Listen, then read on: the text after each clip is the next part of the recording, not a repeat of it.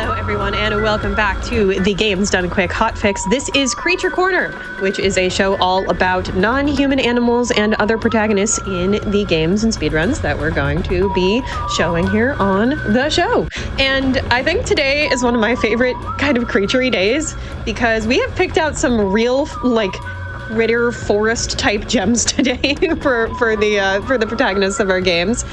You might see there on the lovely little schedule, we have Mushroom Men and Small Saga. And if you've never heard of either of these games, they are both kind of hidden gems, in my opinion. They are really, really fun. Mushroom Men is a 3D platformer. You're going to see it here really, really soon, and it has got some sauce. And then there's Small Saga, and you might recognize also both of these games from the GDQ schedule, but we've put a little twist on the Small Saga run because it isn't just the runner of that game who's going to come back from GDQ and show off that run, but we actually have it as a race between the runner and their commentator. So a little twist on that run that y'all got to see there at GDQ. It's going to be a little different this time. That is an RPG, by the way, modern RPG. It's going to be really, really fun to watch. Y'all are going to love it. We've got two critter games that didn't get the most I would say reasonable American time slot for being awake. So we're going to show them to y'all today. I'm really excited about it. With all of that said, this is Mushroom Men, the Spore Wars, any percent by Dark Teryx. Have fun. Hello, hello. Sounds like we're all ready to go here. Good. Yeah, I'm Dark Teryx. You can call me Teryx, but Dark Teryx is where I'm available on everything. We'll get started here in 3, 2, 1, go. Right away, I've got a mash to skip a cutscene, which is actually quite lengthy. And if you don't skip it immediately, it actually does play out fully, and it takes a long time. So wait, does it? Oh no! At least it plays for like a good portion, and it's like you just reset. Like you're losing several seconds for it. Right here at the beginning, I can't move. I just have to tutorial, look around. So I'm going to look at these bottle caps here and pick out my favorite soda, such as Dr. Salt.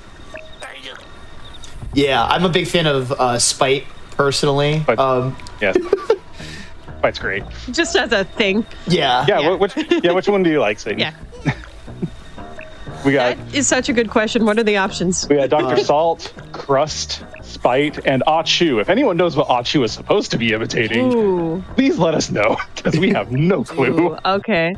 I love that. I'm going to have to go with Salt as a scientist myself. Dr. Salt. Very important. Dr. Salt's great. Yes. But yeah, there's also go ahead. I was going to say there's a box over there on the side with a PC Cola as well, instead of RC Cola. Oh, nice. That's pretty funny. PC Cola. There are a ton of environmental details in this game.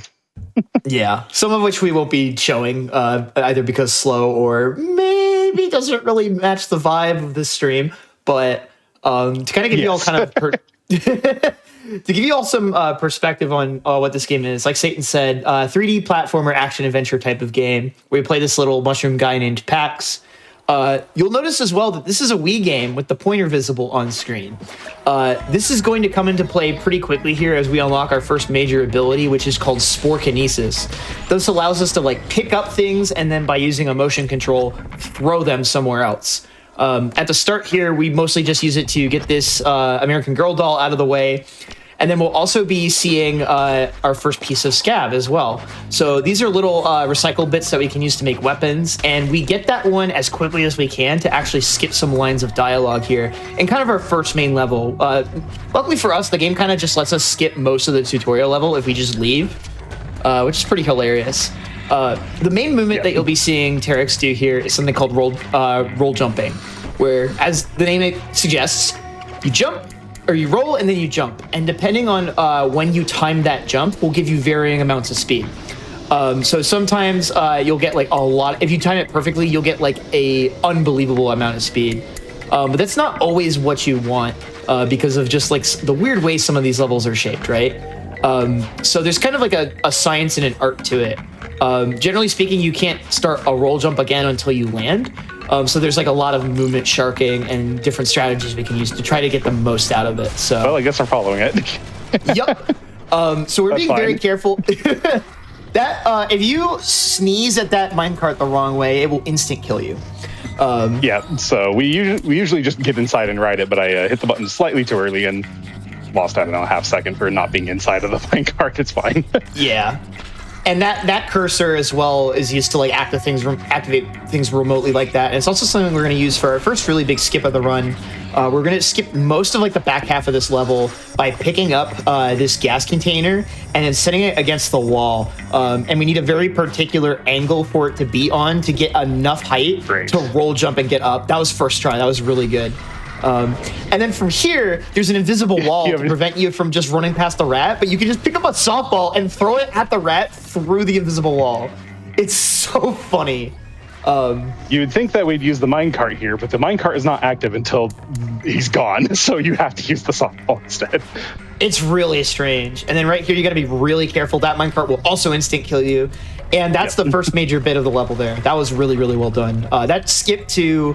put the gas tank there is a lot trickier than it looks. When you're standing on top of like objects you can pick up, they tend to be really jittery underneath, so you have to position it in a very particular way to prevent it from like not allowing you to jump off of it, if that makes sense. Yeah, it creates a slope like really easily that you can't climb on top of, so you like have to be in a very specific spot for it to work well.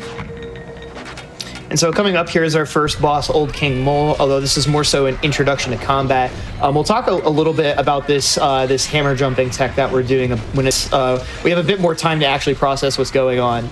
But literally all we need to do is just hit these different nails. This is going to bring down a telephone pole and finish that boss. And then we're going to get a really cool upgrade out of it too, because if telekinesis wasn't cool enough, we can also get like a Zelda hookshot. Yeah, you heard me, right? So we get this like sticky hand thing, and that lets us grapple to a bunch of different types of surfaces. The main ones that you'll be seeing are either these quarters that are stuck to the side of things with gum, or these I have voted pins. But there are also a various amount of other surfaces that you can just wall cling to the side of. And then after you land on whatever surface it is, you can jump afterwards as well. But most of the time, and especially with this first one, we're going to try to press B to cancel out of that like grab with the sticky hand early. And this is where like this one's really precise. Please, thank you. There we go. So again, everything is operating through the pointer controls, right? And the game has a really sensitive pointer control and requires you to like really be on the target for things to activate properly. You're also just trying to smack the morale heavy right there. Sometimes it causes a like a line to be skipped in his dialogue. We don't know how it works.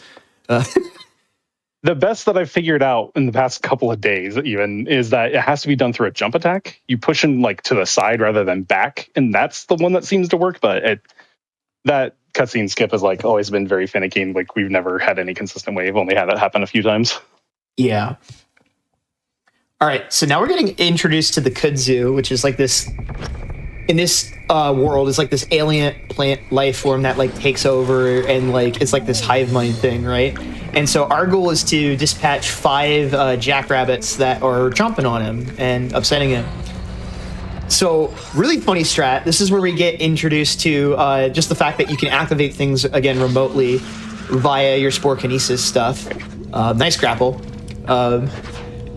And a big theme as well is that your pointer interaction, like, since there we go.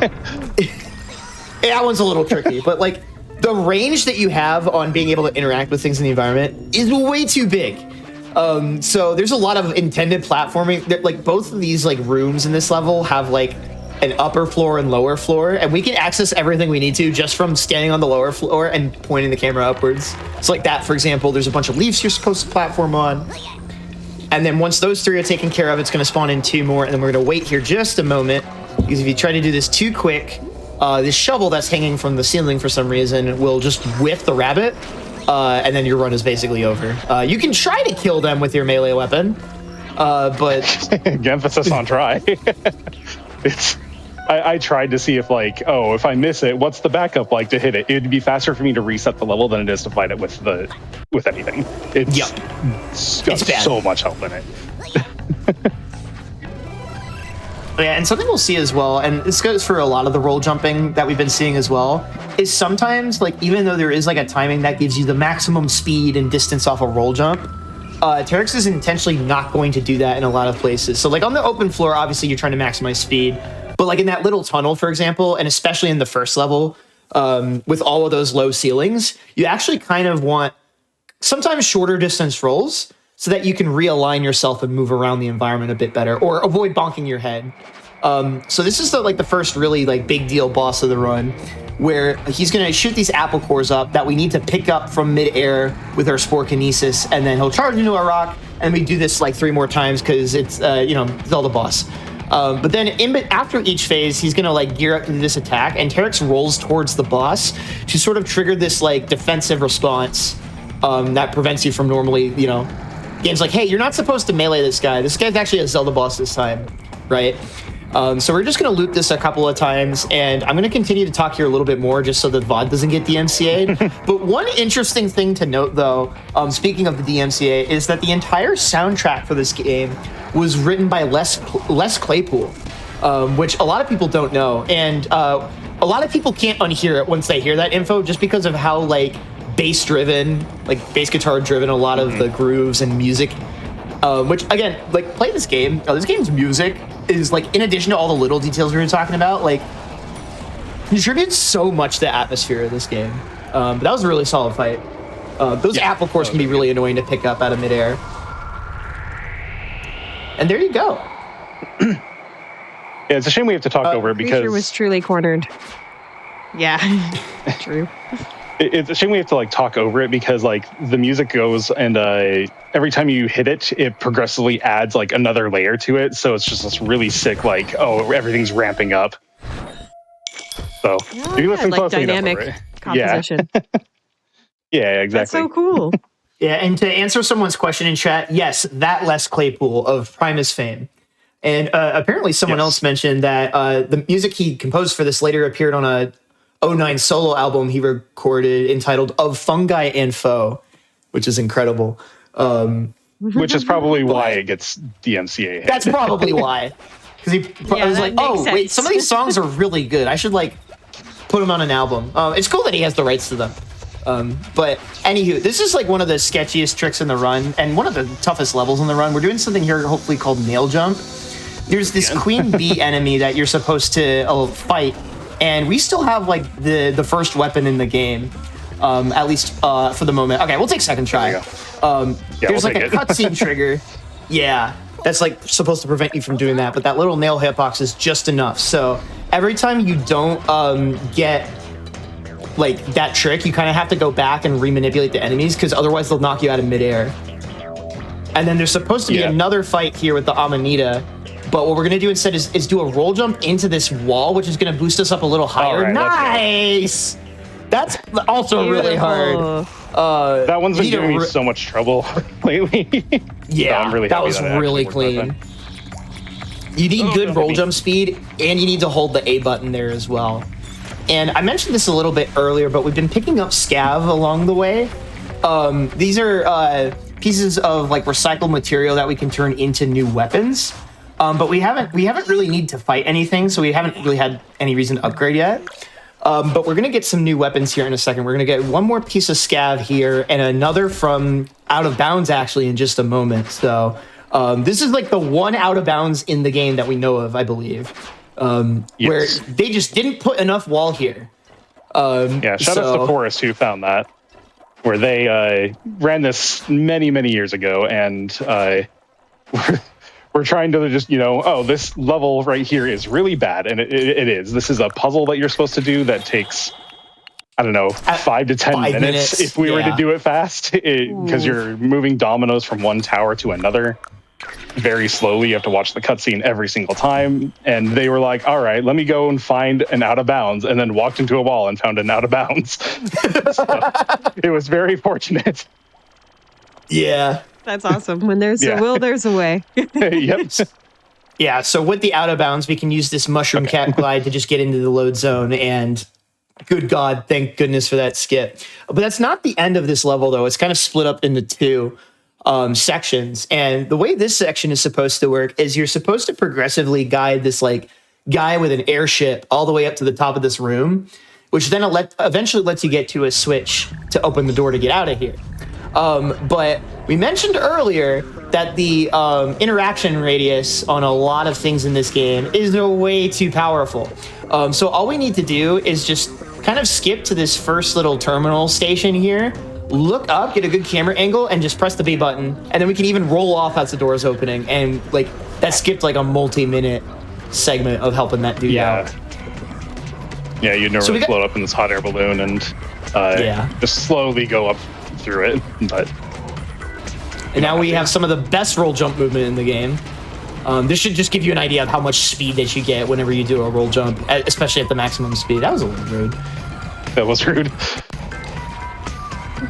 But I have to make sure I'm not doing it on the slopes because that'll stop my, roll forward. It's, got to do it let me through. Okay, we're fine. Everything's fine. Exactly. So that's actually why we crafted the safety stabber in addition to a hammer upgrade, is because it lets us do an aerial like stab dash attack, which is really good. And this possum fight, he can either spawn bottom left, bottom right, or top left, top right. And you have to throw these acorns into him to damage him.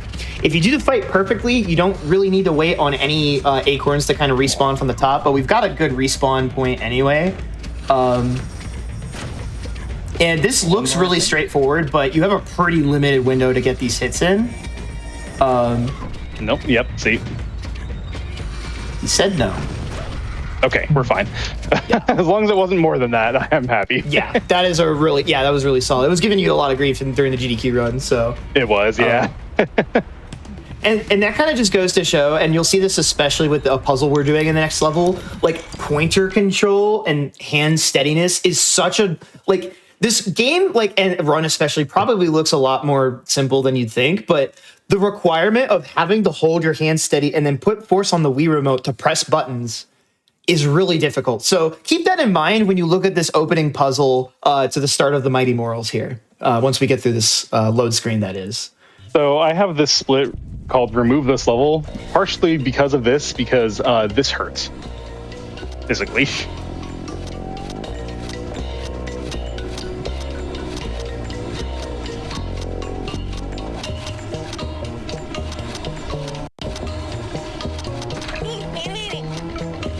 My life for ire. Any StarCraft fans out there? Okay, that actually went pretty well. That was extremely good. Yeah, no. Yeah. So you have to click on the square and then the empty spot you want to move it to. It's every rough. single piece of that is an individual click. It's not click and drag or anything. So it's a lot. And the lowest amount of clicks that I have found doing that is 37. Please hit the thing. Please hit the thing. Okay. Yeah. Yeah, but that's like the thing, right? It's like it takes a lot of composure to run this game at a high level because you have to keep your hands steady. So imagine you like get nervous, like say you're on a good run and your hands start shaking, that directly impacts your ability to do any kind of move or busted ability you have that relies on those pointer controls, right?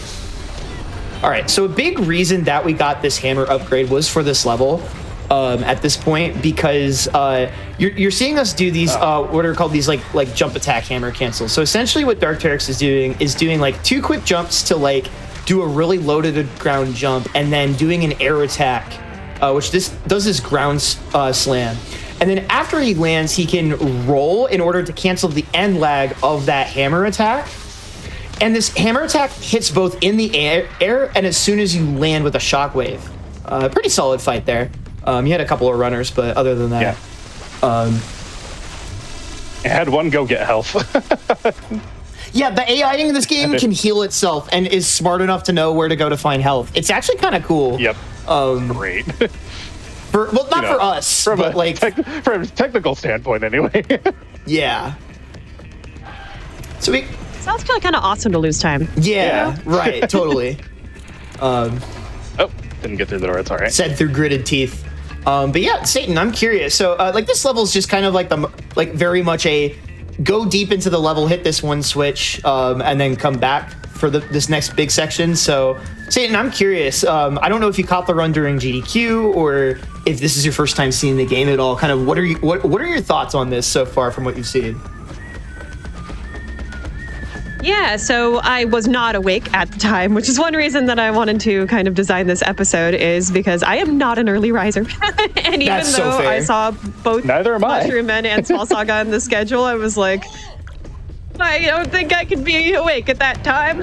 But so now I'm really excited to have them on the show. I've scanned this run before. I've kind of seen bits and pieces of it, but I haven't heard this fantastic commentary explaining everything that's going on. Both of y'all are really doing a great job of kind of explaining exactly what we're doing and making it easy for a newcomer like me to get it. Shoutouts to it's really quite cool to watch. Real quick, shoutouts to, if you look out the window there, if you see it, that's actually a boss coming up in 2 levels. That was walking out there. I know it was very brief because I'm still trying to go fast, but there's a ton of detail in this game. I apologize for trying to talk over it. It's just a really, really cool thing to point out. You're good.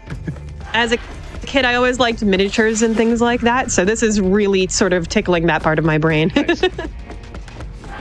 Yeah, okay, that was good. Sure. Switch hit.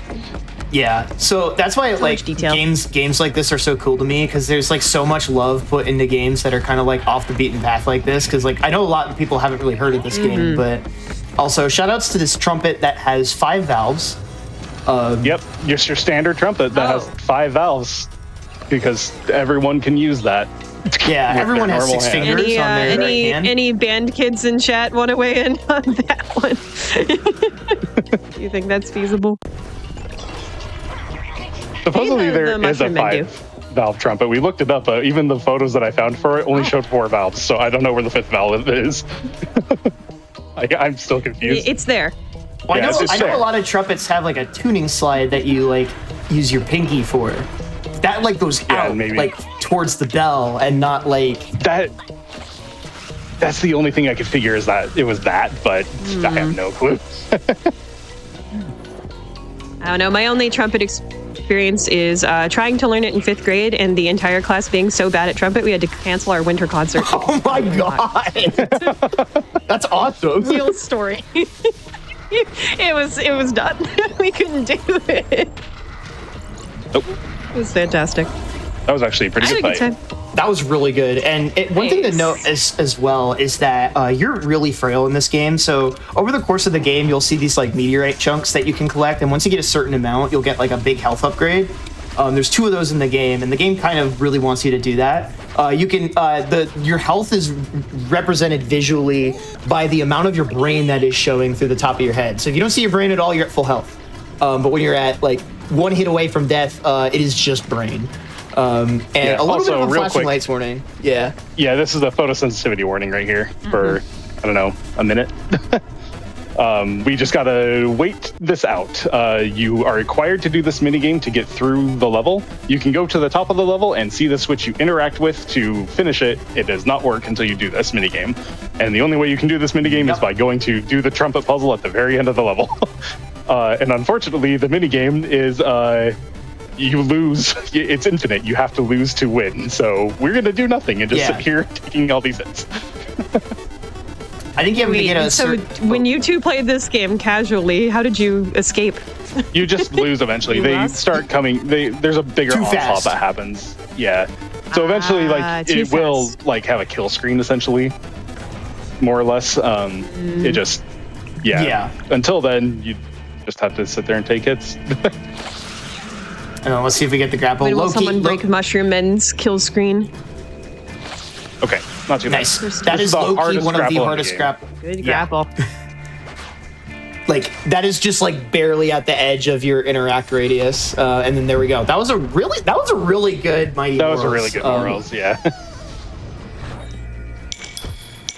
Yeah, for sure. This has been really fun so far, y'all. Yeah.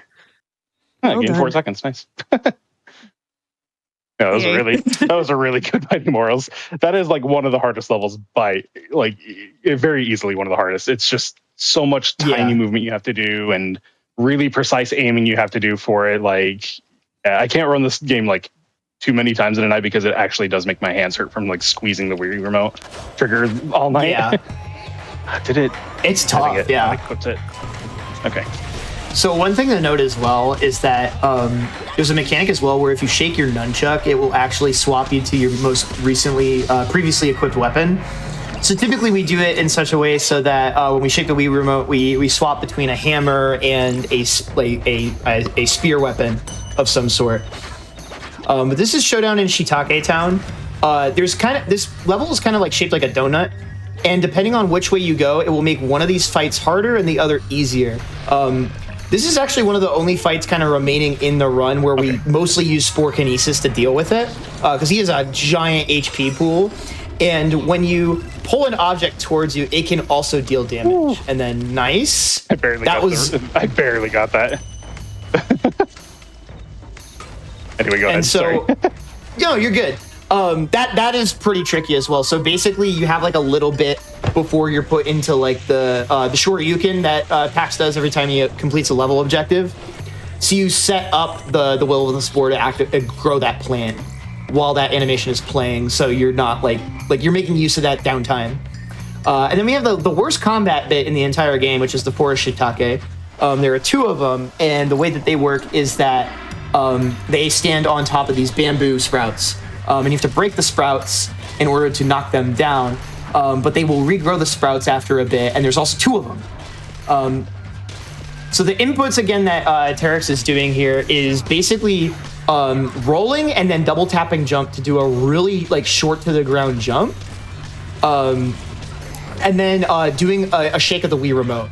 Again, with motion controls, it can be really hard to do things like the same way every time because it's an accelerometer rather than that's evil. Yeah. Again, the enemies can path to healing orbs, so you got to be really careful sometimes. But sometimes it's also just not your fault because you'll for example, you'll auto target onto that when you're trying to set it up. And if you ever see those I don't want to say green sparkles, but those green particle effects coming out of an enemy, that means they're about to be dead.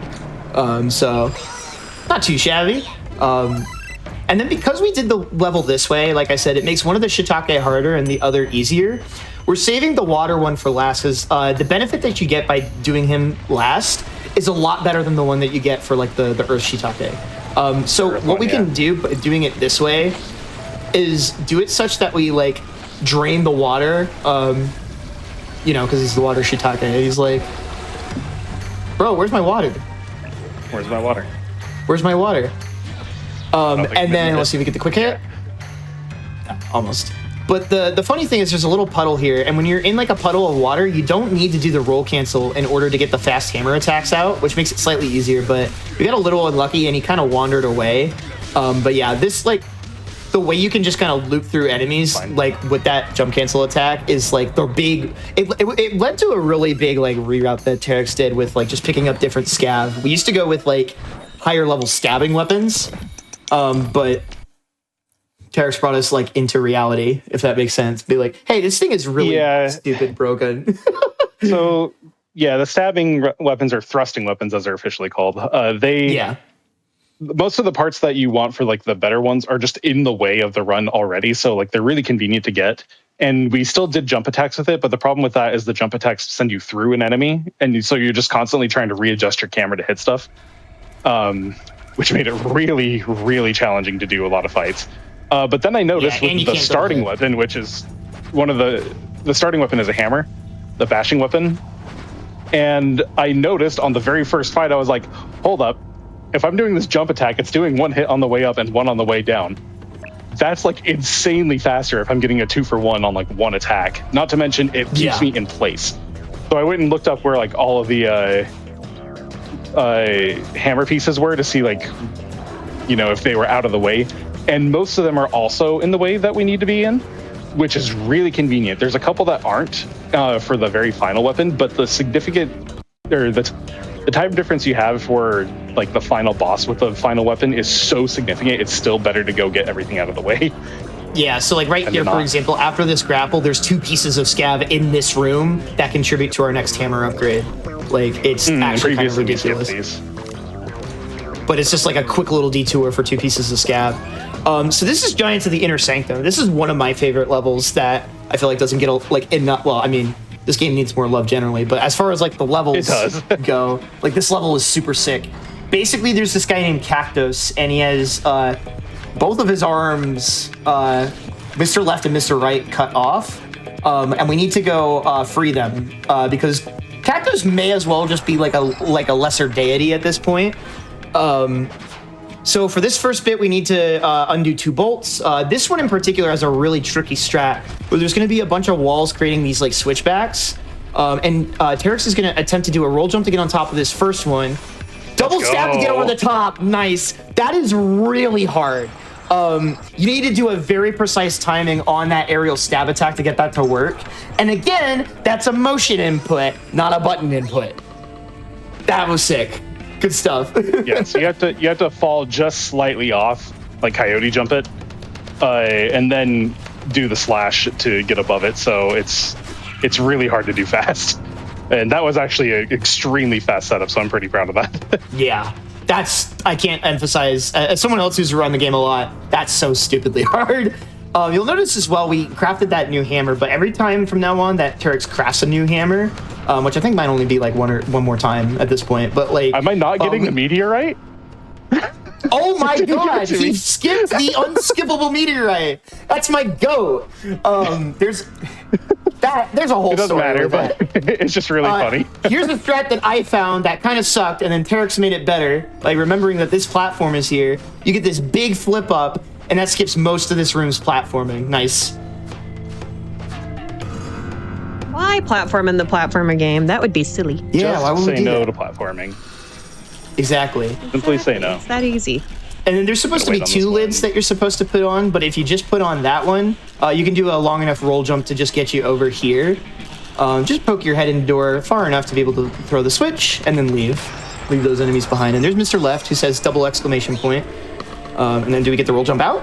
Yeah, Hey, Mr. Left. So during a lot of cutscenes as well, if you will continue moving, if you set up movement beforehand. So you can set up a lot of roll jumps where like the cutscene will play, but you're still like airborne and actual. Oh, okay, there there's the meteorite. Yeah. So we mentioned earlier as well about the weapon quick swapping. Every time that Terex like upgrades to a new hammer, he'll actually equip his stabbing weapon before he crafts. How did that not deal any damage to you? I don't that's know. That crazy. was very fortunate. So we equip a stabbing weapon before we upgrade, so that our like most recent previous equip was a stabbing weapon, or if that makes sense. So that way whenever we flick the nunchuck, we can always swap back to like the aerial stab attack if we need to like get through some enemies in one of these hallways. Exactly. And then right there, Terex is very deliberately not roll jumping because, like I said, you continue moving during cutscenes, and you actually want to turn around immediately after that cutscene. So if you roll jump, you'll actually lose time in that instance. Same with this one here. Yeah. You don't want to roll jump fully into that because it'll wait for you to land first. Oh yeah, that's right. I always had a habit of like forgetting to do that, but it is a little swag. So Yeah. yeah, but this first And it's bit's not a the little biggest bit. time lost by any means. Oh yeah, for sure.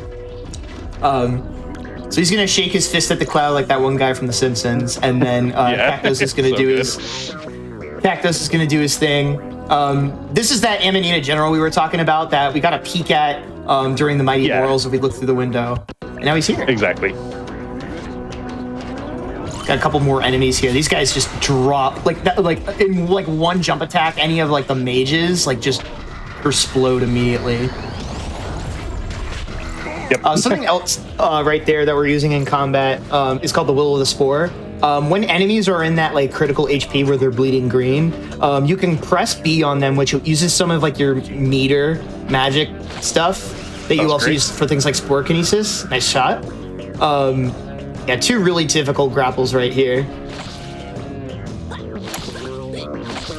There we go.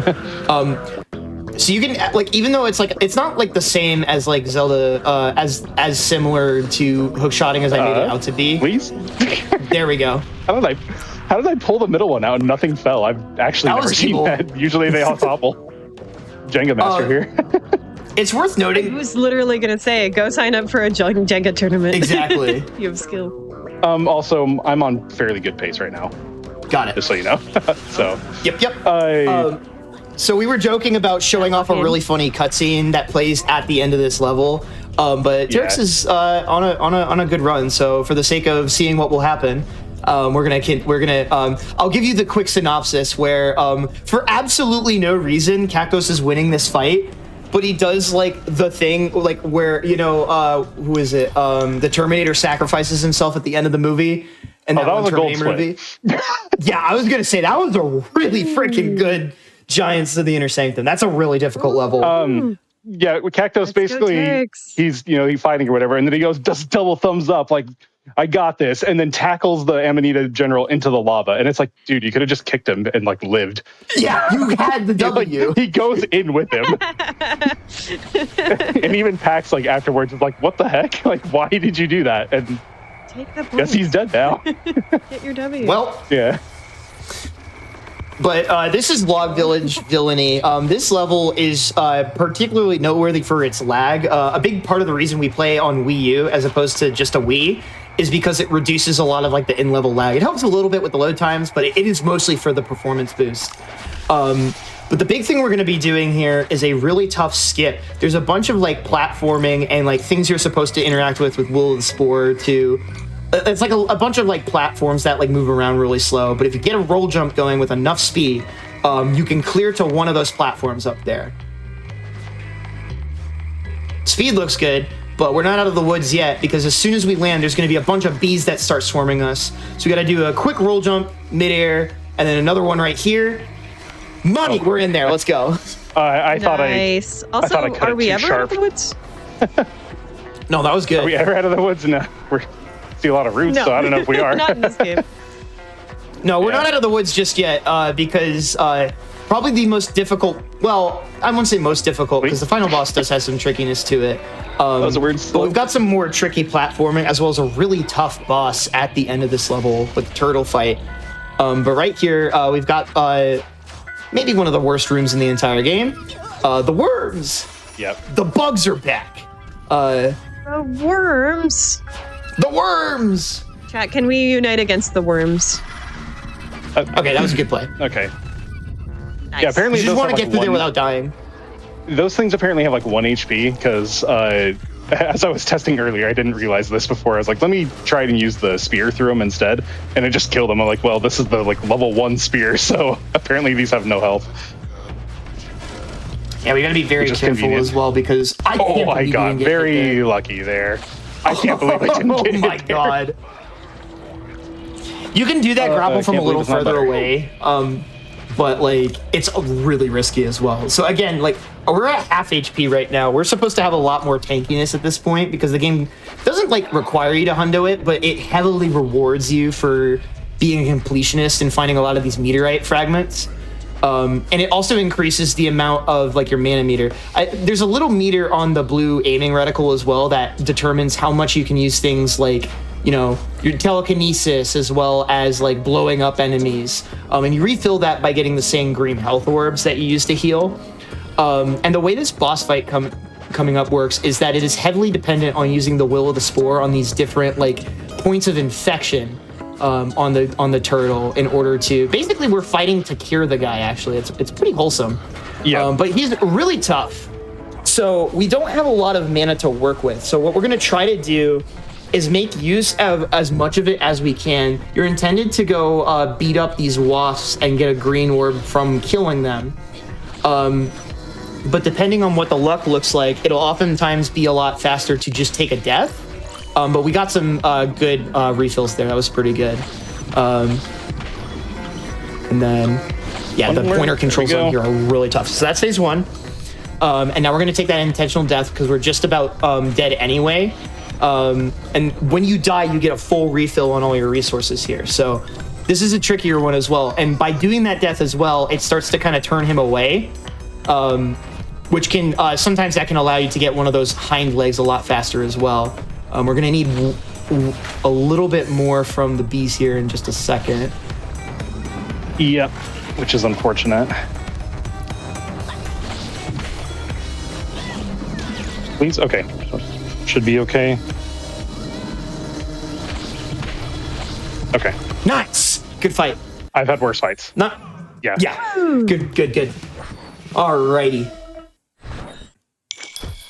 Nicely done. I'm seeing chat spamming emotes in there. That was another Which, gold split. Yeah, this looks really hard was to a do goal? with the Wiimote. Wow. Yeah. Whoa! Let's go. Great. Yeah.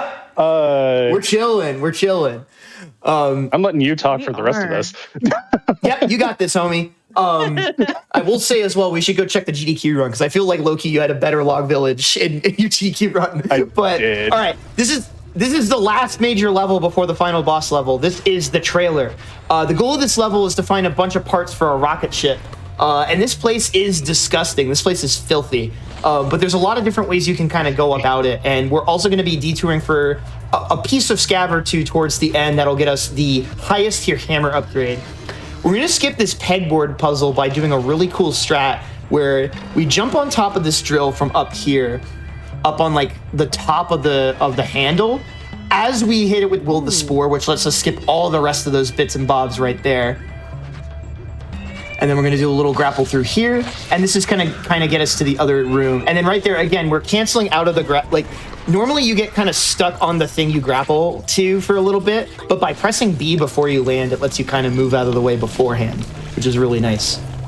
We're going to get another bit of the bottle rocket here from this bin, and then we're going to use this toaster here, which is just like a really cool little thing. You use like, you know, the toaster to activate the toast flinging up, and it bounces you up here.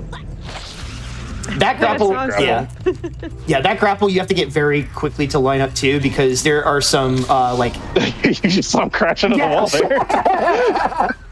that was hilarious. That was very funny.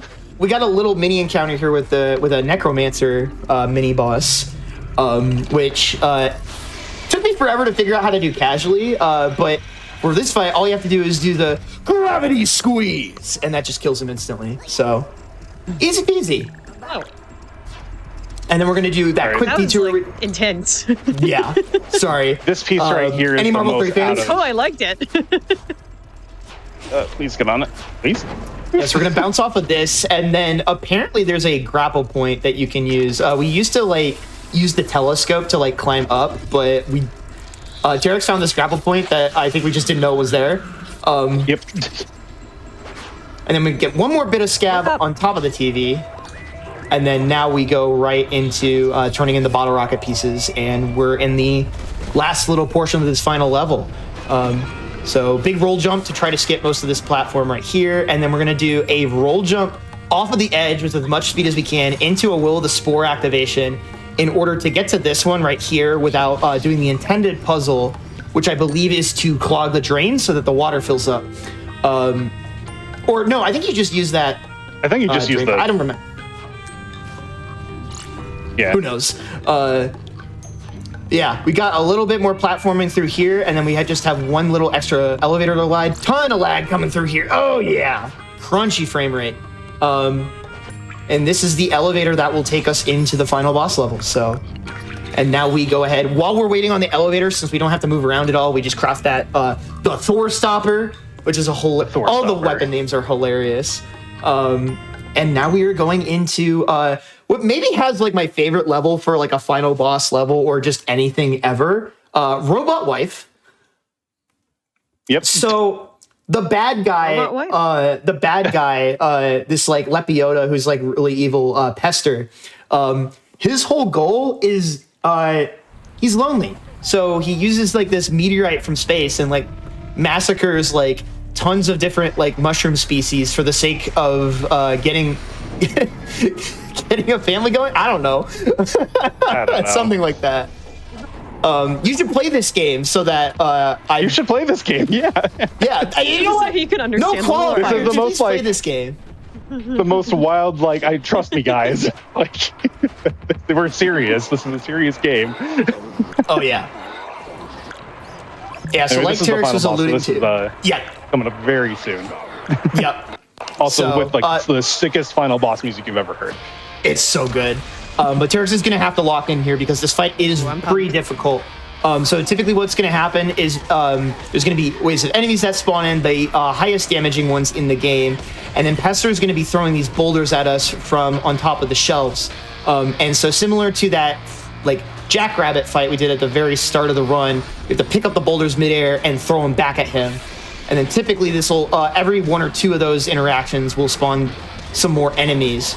And we mostly need the enemies out of the way so that we don't get hit by the rocks, because the rocks also have kind of this splash damage thing. Where is he? Oh, he's up there. Yeah. And so you'll notice as well, Terex has to like... Yeah. Good? Sorry, you talk. Yeah.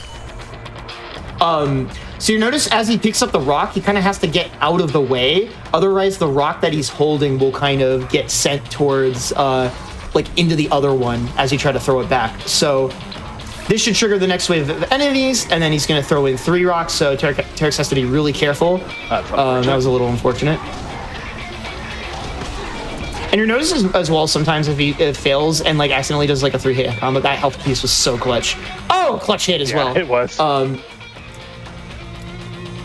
And it is possible, especially on these, you got hit though, but it is possible to get more than 1 rock off of a single launch attack, but it is extremely, extremely difficult. So we're just going to be looking to pick up the first one off of this bunch, and that should be the last hit before he goes into this phase where he comes down to here. Good luck, he went right in front of the pipe. There's a couple different spots he can go to there. Then we hit those poles, and then we fight the guy off the face of his robot wife. Oh, see you, buddy. He just likes to do that. And then time is coming up very soon. It is when he explodes. We're gonna do Will of the Spore to kill him. Oh, Get ready and time. Yeah, and that is a world record by 43 seconds. Oh my god, dude! Wow! I knew that run was damn good. Yeah. Oh. See, this is okay. Yeah. Real talk you here. Just saw something really cool. My practice leading up to GDQ. Real talk. I had one run where I was like a minute behind, did the turtle fight, and got to be like 13 seconds behind, and I was like, I could world record on stage. I'm gonna just not finish this run. That's awesome. But Congrats. yeah, so I do have a confession with that, but I got to do it here instead for you guys. So yeah. Awesome. Oh, it's crazy. We'll take it on the run back. Yeah, that was just a really damn good run, dude. That was Congratulations. so clean. Awesome. Let's go. Fantastic.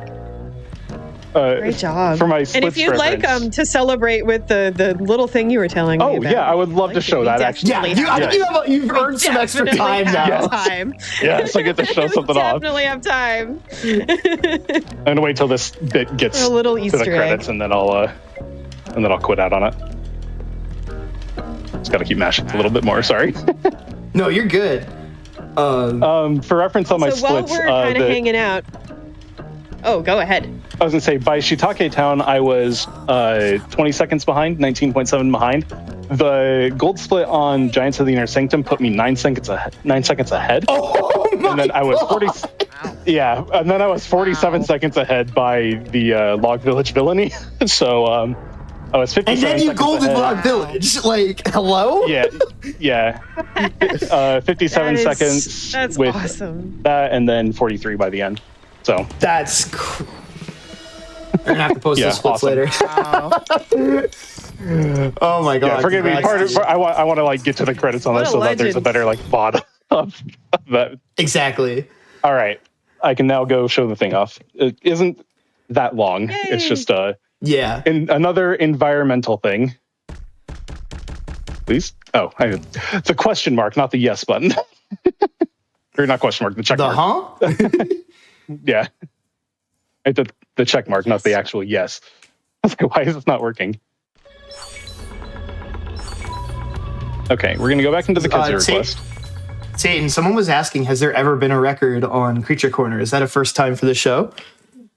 There have been a few world records on this show. Nice. Most recently, I can remember was a Masterpiece by Shovda. That was fantastic. Oh, wow. Definitely recommend going back. Yeah.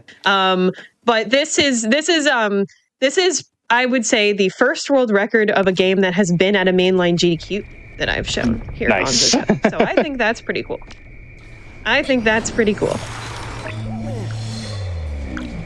Yeah, so Tarek showed this to me for the first time in the practice room, or in like one of the private practice rooms at GDQ. Also, I love how you just muscle memory doing the first rabbit. Look, it's yeah, good speedrunner habits. Yeah, I don't have to go up there. I have to go up here instead. You just got record. You don't have to practice anymore. You're good. We're done. You did it. There's a Donkey Kong minigame if you actually do this, which I'm not, because I went up the other way. Anyway, this game, like I said, has a ton of environmental stuff that is just fantastic. If you do play the game, look around and just read everything. Like we have this sparkling water, Unicorn Noir. Like, but the best one here, the best thing right here is the best soda of all. I forgot. I'm sorry, Dr. Salt is not the best. The best is high fructose corn syrup, established in 1492. Oh. Now with 60% more syrup. Let's see, it has no juice, 40% preservatives, 30% caffeine, 94 grams of sugar in half a can, because there's 2 servings in this can. The consumer comments, 155, don't care. Let's see, during drinking this product may cause severe blindness. Ingredients include high fructose corn syrup, carbonated sugar water, vinegar, high glucose peach syrup, potassium (parentheses metal), sodium (parentheses metal), trace amounts of unrefined gasoline. So, drink up. Oh. Is this what we should give overnight runners at GDQs? Yeah, exactly. Does Red Bull need to move aside for high fructose corn syrup with 30% caffeine? That's how you run yourself out of backup runners. Like, you're gonna need to fill. When you're called up for MISC at 5 a.m. I never get to show this off. There's a bunch of other ones. Like in the same level, there's a jam jar that's Schmuckers instead of Smuckers. Also with like obscene amounts of sugar in it, and there's all sorts of details in every single level. That's so fantastic. There's a gum that's what is it? Not Wrigley. I don't. Oh, it's deer mint gum, not spearmint. That's what it was. Yeah, it's deer mint gum, not instead of spearmint. Yeah, that's what it was. So. All sorts of stuff. Approved. Fantastic stuff. Anyway, that's like the one thing I just wanted to show someone somewhere. Like, you gotta see this. It's the dumbest thing in existence, but it's so good. Anyway, again, that's all I have play this for game. You. Yeah, please play this game. It's phenomenal. Yeah, thanks for watching. Yeah, follow Terex on Twitch. Twitch.tv/DarkTerex. He's cool. Yep. Thanks. You are as well, Jackson. Hey! Game recognizes game. True. Yippee! True. Well, if that's all, that was a fantastic new world record of any percent mushroom and the Spore Wars. Incredible job. And before we go to break, if you have accidentally consumed a little bit too much high fructose corn syrup and went blind yourself, well, we actually have an event coming up for that in February. GDQ Hotfix is hosting a special Games Done Blindfolded showcase on February 21st and 22nd, and submissions are now open through the end of the weekend, so Sunday night at midnight Pacific time. If you want to take part, you can type !GDB in chat for more details. I will be hosting that. I want to see your submissions and get hyped to watch a super high level game showcase just like this one. That was so much fun. We will see y'all again after the break for some small Saga.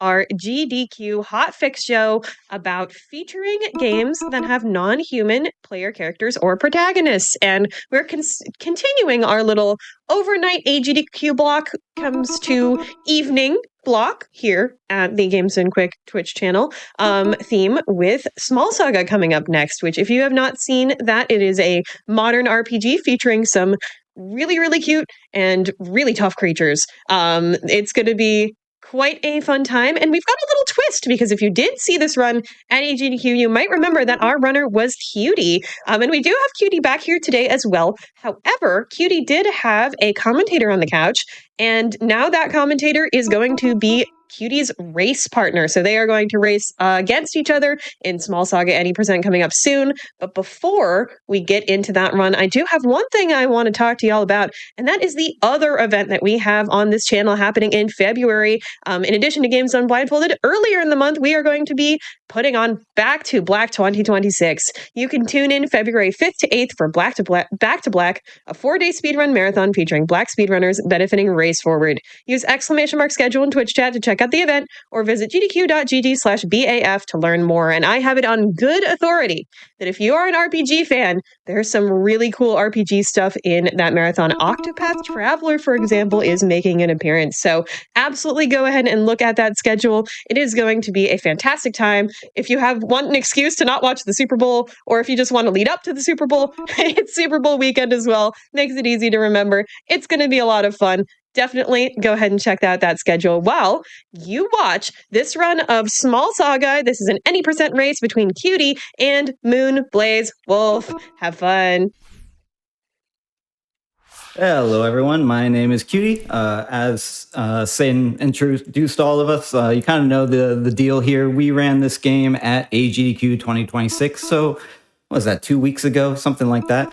I had the privilege to be on the stage, and Blaze was my incredible co-commentator there. But Blaze, if you want to introduce yourself as a runner, who's gonna take me on here? Yeah, absolutely. So I have also run this game for a couple of years now, and I ran this category at RPG Limit Break 2024. So yeah, I have done a lot of speedrunning of this game as well.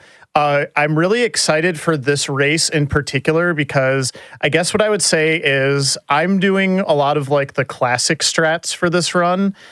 Cutie found some really cool stuff in the lead up to AGDQ that I know he's excited to show off and talk about. And we're going to have some divergence. We're going to have some fun. Cutie's going for some kind of like high risk, high reward strats. And it should be cool just as a race to see how this goes. So I'm just really excited to show this game off again. And Blaze, do you have your badge ready? Should we introduce the badge? Oh, yeah. So you may have seen a handful of these around AGDQ. So you can see on our title screens right now the character Verm the Mouse, and Verm was also artistically rendered by LLK to be on the partner badge at AGDQ 2026. So you love to see it. You love to see the your game get kind of highlighted on the spread of GDQ badges at the event. So it's so cool. It's really, really cool. Just one of the reasons why y'all should come to GDQ events in person. There is so much cool stuff going on there all the time, including all the badge art. All of it's great, no matter what badge you get. Yeah, it's always a good time. So yeah, Blaze and I have both think we been should submitting.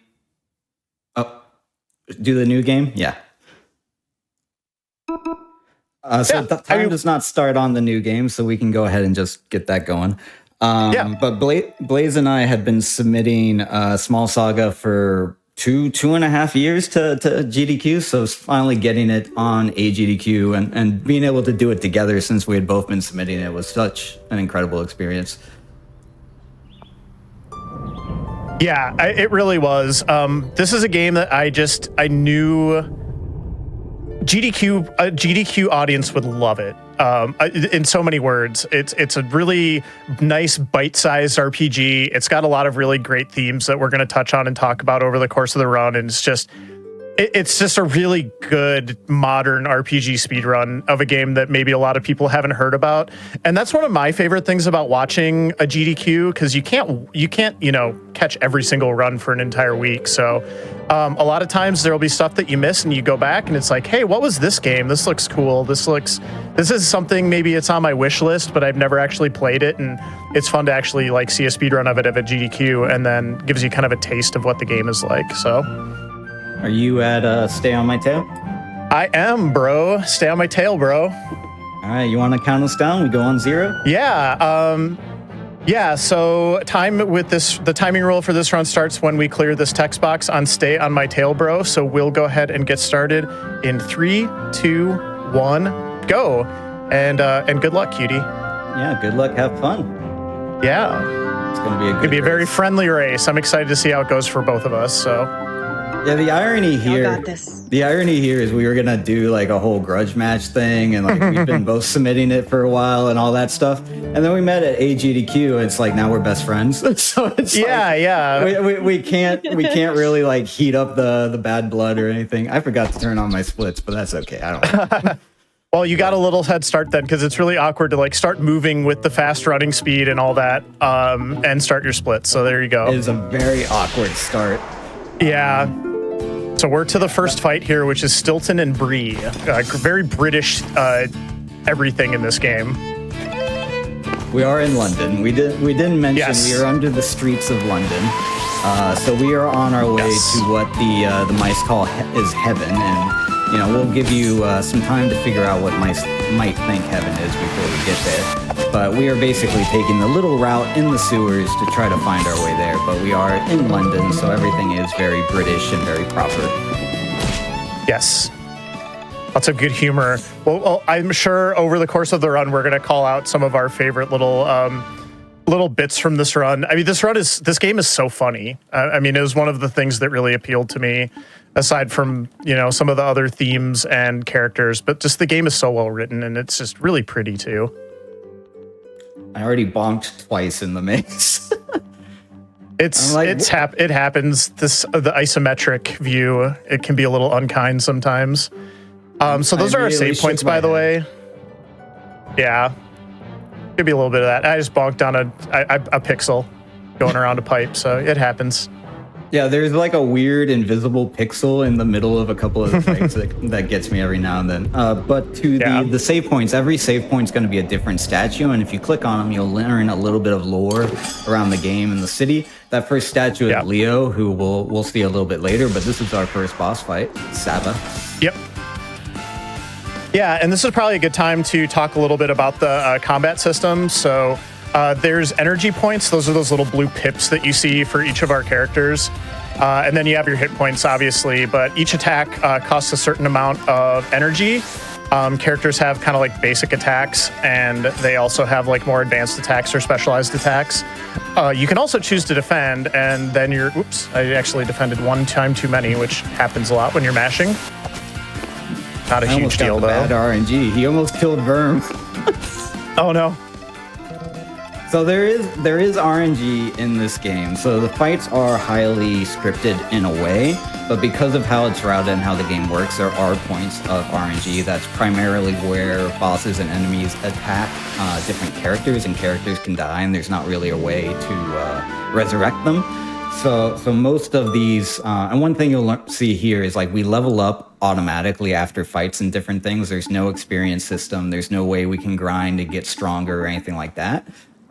So the fights are somewhat scripted, but the RNG element of it is present in a few different spots. So there, for example, Saga can kill Verm if they attack Verm too many times, and that will be 5 or 10 seconds slower because you only get one attack turn with Lance instead of 2 having both.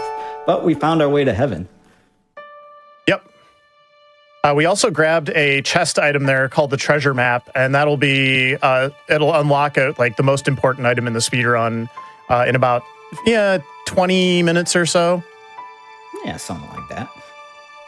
Well, Chad, as we're running through this grocery store, I want you all to call out your favorite made-up brand of food that you see on the shelves. There's some pretty good ones.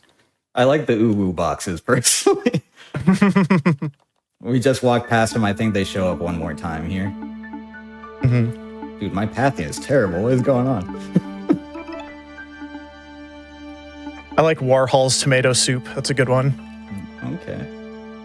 Gnome green Official. giant or whatever.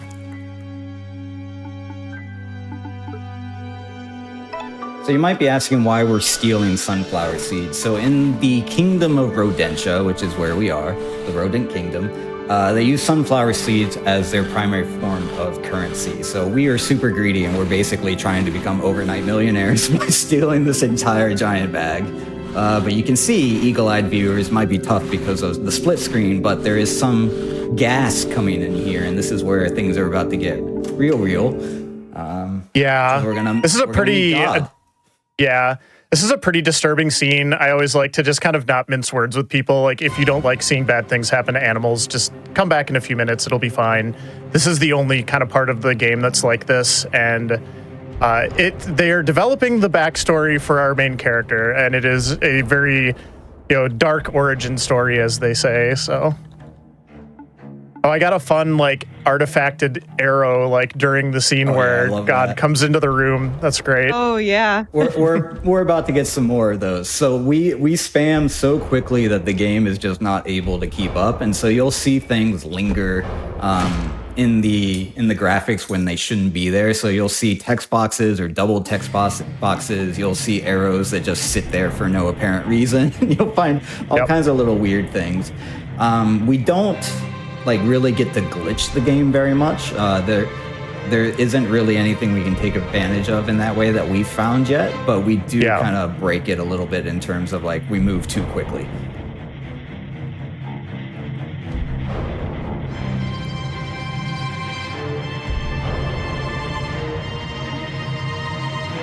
Oh, goodbye, Lance. So, true story, Lance has his own independent skill tree, complete with all kinds of skills. So if we had tried to level up Lance earlier in the game here, you would see Lance has a whole set of skills, 20 different skills that he could get if he wasn't about to be violently murdered. It's kind of trying to not give away the twist too early. Yeah, the game's creator was very committed to the bit in that regard. Yeah, wow, that is really kind of tough to be lulled into that false sense of, oh yeah, here's my partner. They're gonna stick with me through the whole time, and then, and then this. Yeah. Now, one thing that's Lance is a good big brother, though. He is a good big brother.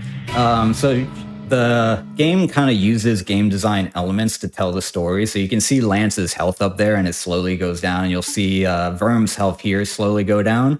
And so it kind of gives you an idea of how much damage they're taking. So for example, Lance had 14 health, but took, 683 damage right there from the hand. So it kind of gives you an idea of just how swished he got. And here we're taking 4 as we go after our own tail to try to get out of this mousetrap. Yeah. There's kind of there's no coming back from 683 damage. Although, ironically, later in the game there actually is, but there's a really cool story reason for that too. So, actually, it's more than 683, isn't it? It's 1,000 something. Yeah, cumulative. Could underfloat his health, but game's too well coded, I guess. Apparently, Verm's tail has 10 hit points because Verm survives. That's true. That's a good thing. Verm goes down to 0 but doesn't die. And then you see the cans in the back, they changed to run, mouse, run.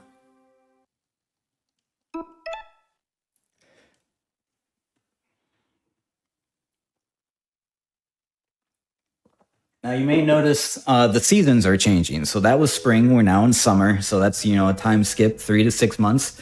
Mice, if you look it up, tend to live about 2 to 3 years if my memory serves. So this saga will take a considerable amount of Verm's life, including some of the other characters as well. But we're now a little bit further. Verm's gonna grow up a little bit, somehow yeet himself through this mailbox, which I've still never figured out how that works.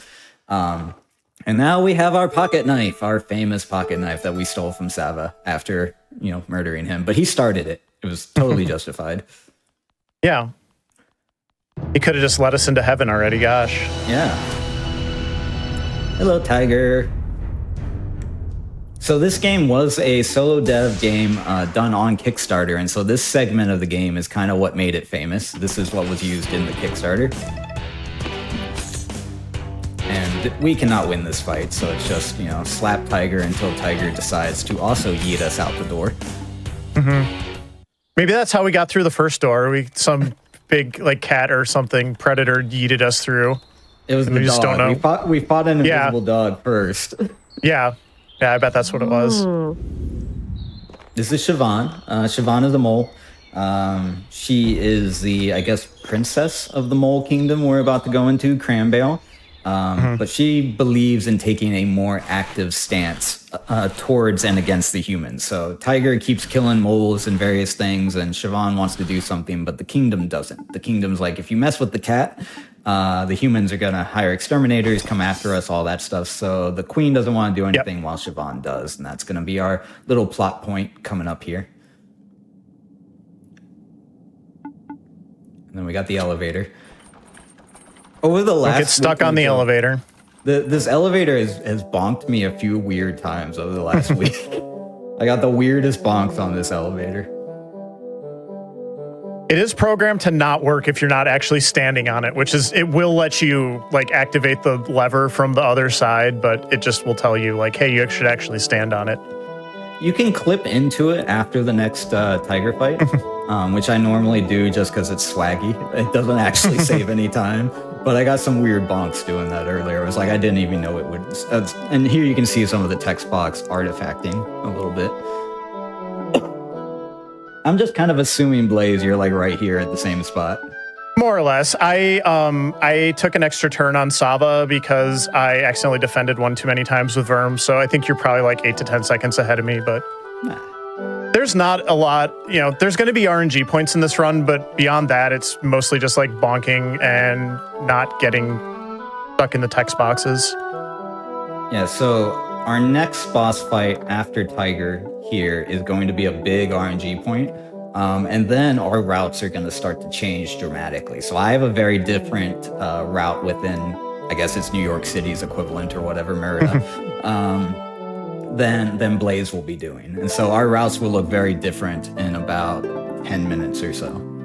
Yeah, Cutie has a different money route than me for reasons that'll kind of become apparent a little bit later on. So we'll see like how the ebb and flow of it all goes.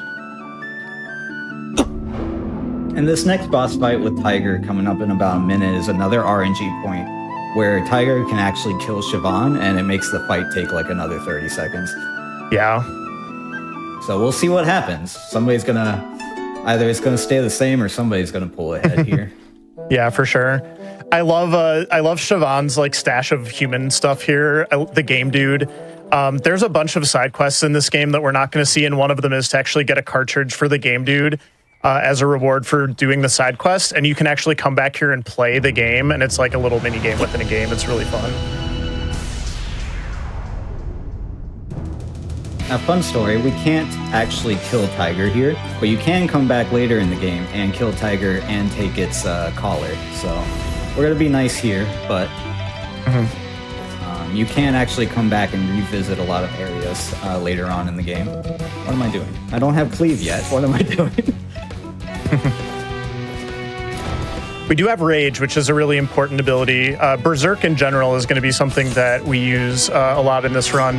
Verm gets it natively. We'll get an item later on that'll allow any character to get Berserked. And when you're Berserked, you do twice as many hits, or like double damage, essentially. So it's not twice as many hits. It is double damage, sorry. Yeah, I did dodge the Tiger Pounce. So. My controller did something funny there, so we'll see. Shouldn't affect things unless I get really bad RNG, but I did not rage first turn. Actually shouldn't matter math-wise, so.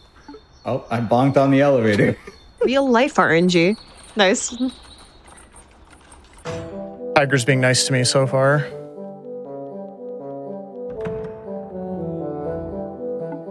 Tiger's so cute. Tiger is very cute. Tiger's a good kitty. So although if I saw a cat with no pupils in the real world, I'd maybe be concerned. So after Tiger, what's happening here is the queen actually exiles both of us from the kingdom because we just took the gods' pets, the humans are the gods, and we just covered it in pocket knife scratches and set it on fire. So I doubt the homeowner over there is very happy with us right now. I know that if my dog came back with cuts and fire marks, I'd be a little concerned. Yeah, definitely concerning.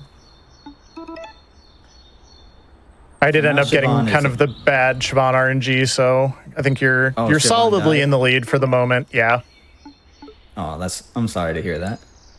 That's fine. You always hate to see it. Yeah. The fight ended up going exactly the same as if I didn't do my little. I had a little missed input the first round, but it evened out.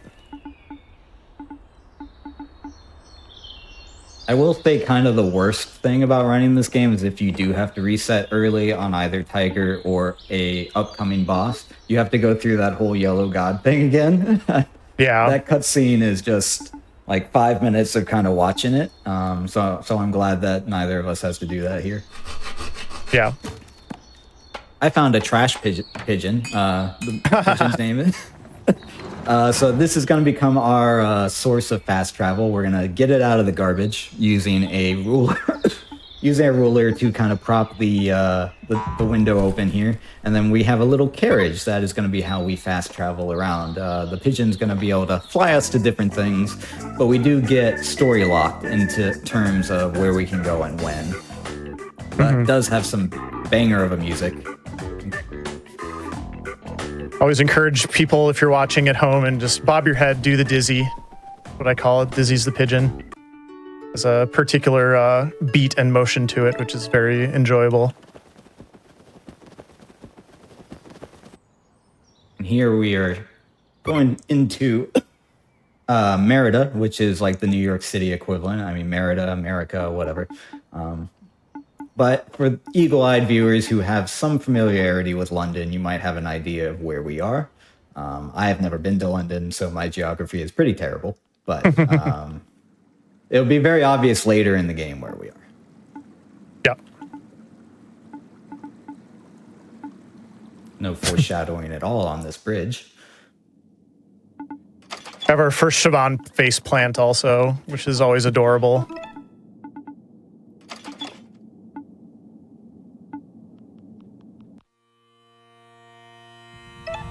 This is Bruce. Bruce is Scottish, if you can't tell by the music, and has a pencil. But Bruce is our bard. Will not be helping us for a little while. And this is our first set of skills. So we're going to do this real fast. And you can see the way the skills work is we can move the skill points around anytime and anywhere we want within reason, but we have a limited number. So we'll be manipulating the skills throughout the run to make sure we have the exact abilities and damage thresholds that we need to clear everything as fast as possible. Now we're in the sewers, and we're not going to ask why the sewers all blocked up. It just happens. London's a town with modern problems like plumbing. Modern problems. Oh yeah. Gotta make sure I scroll my notes. And apologies if I do cough at all. I am fighting a wee bit of a cold, but it's gonna be A wee cold. a wee cold. I gotta embrace because isn't that what Bruce calls the next boss? A wee bug? Yeah, a wee bug. You have a wee bug. Just Yeah. It happens. So this is kind of like an I thought open... the last game was played on the Wii, not this one. Damn. They are working on a Switch version of this game, so sort of same thing. Ooh. Okay. Nintendo. That'd be cool. This would be a great I Switch like this game. would fit really well there. It's so cozy. Yeah, no, Yep. it really is. This would be a really fun title on there. Just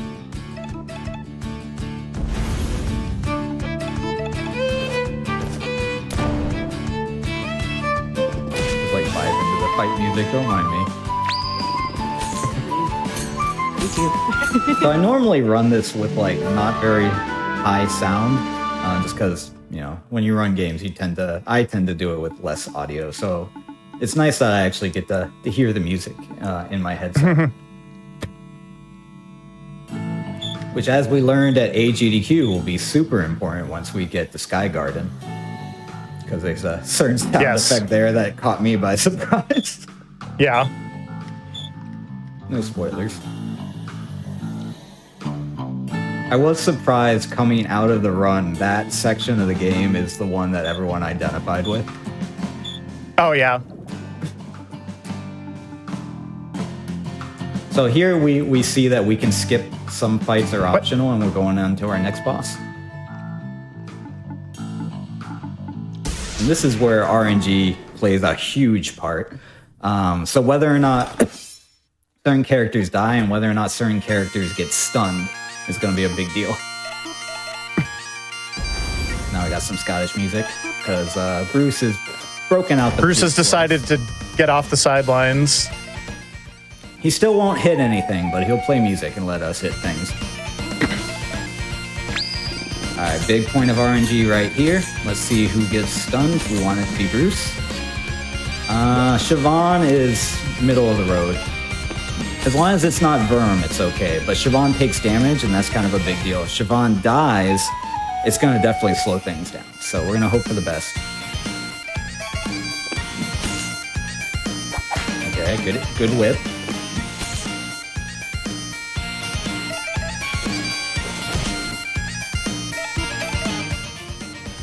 And so what Bruce is doing with Encore is letting another character have an extra turn. And since Bruce can't... Oh, Siobhan died. That's bad RNG.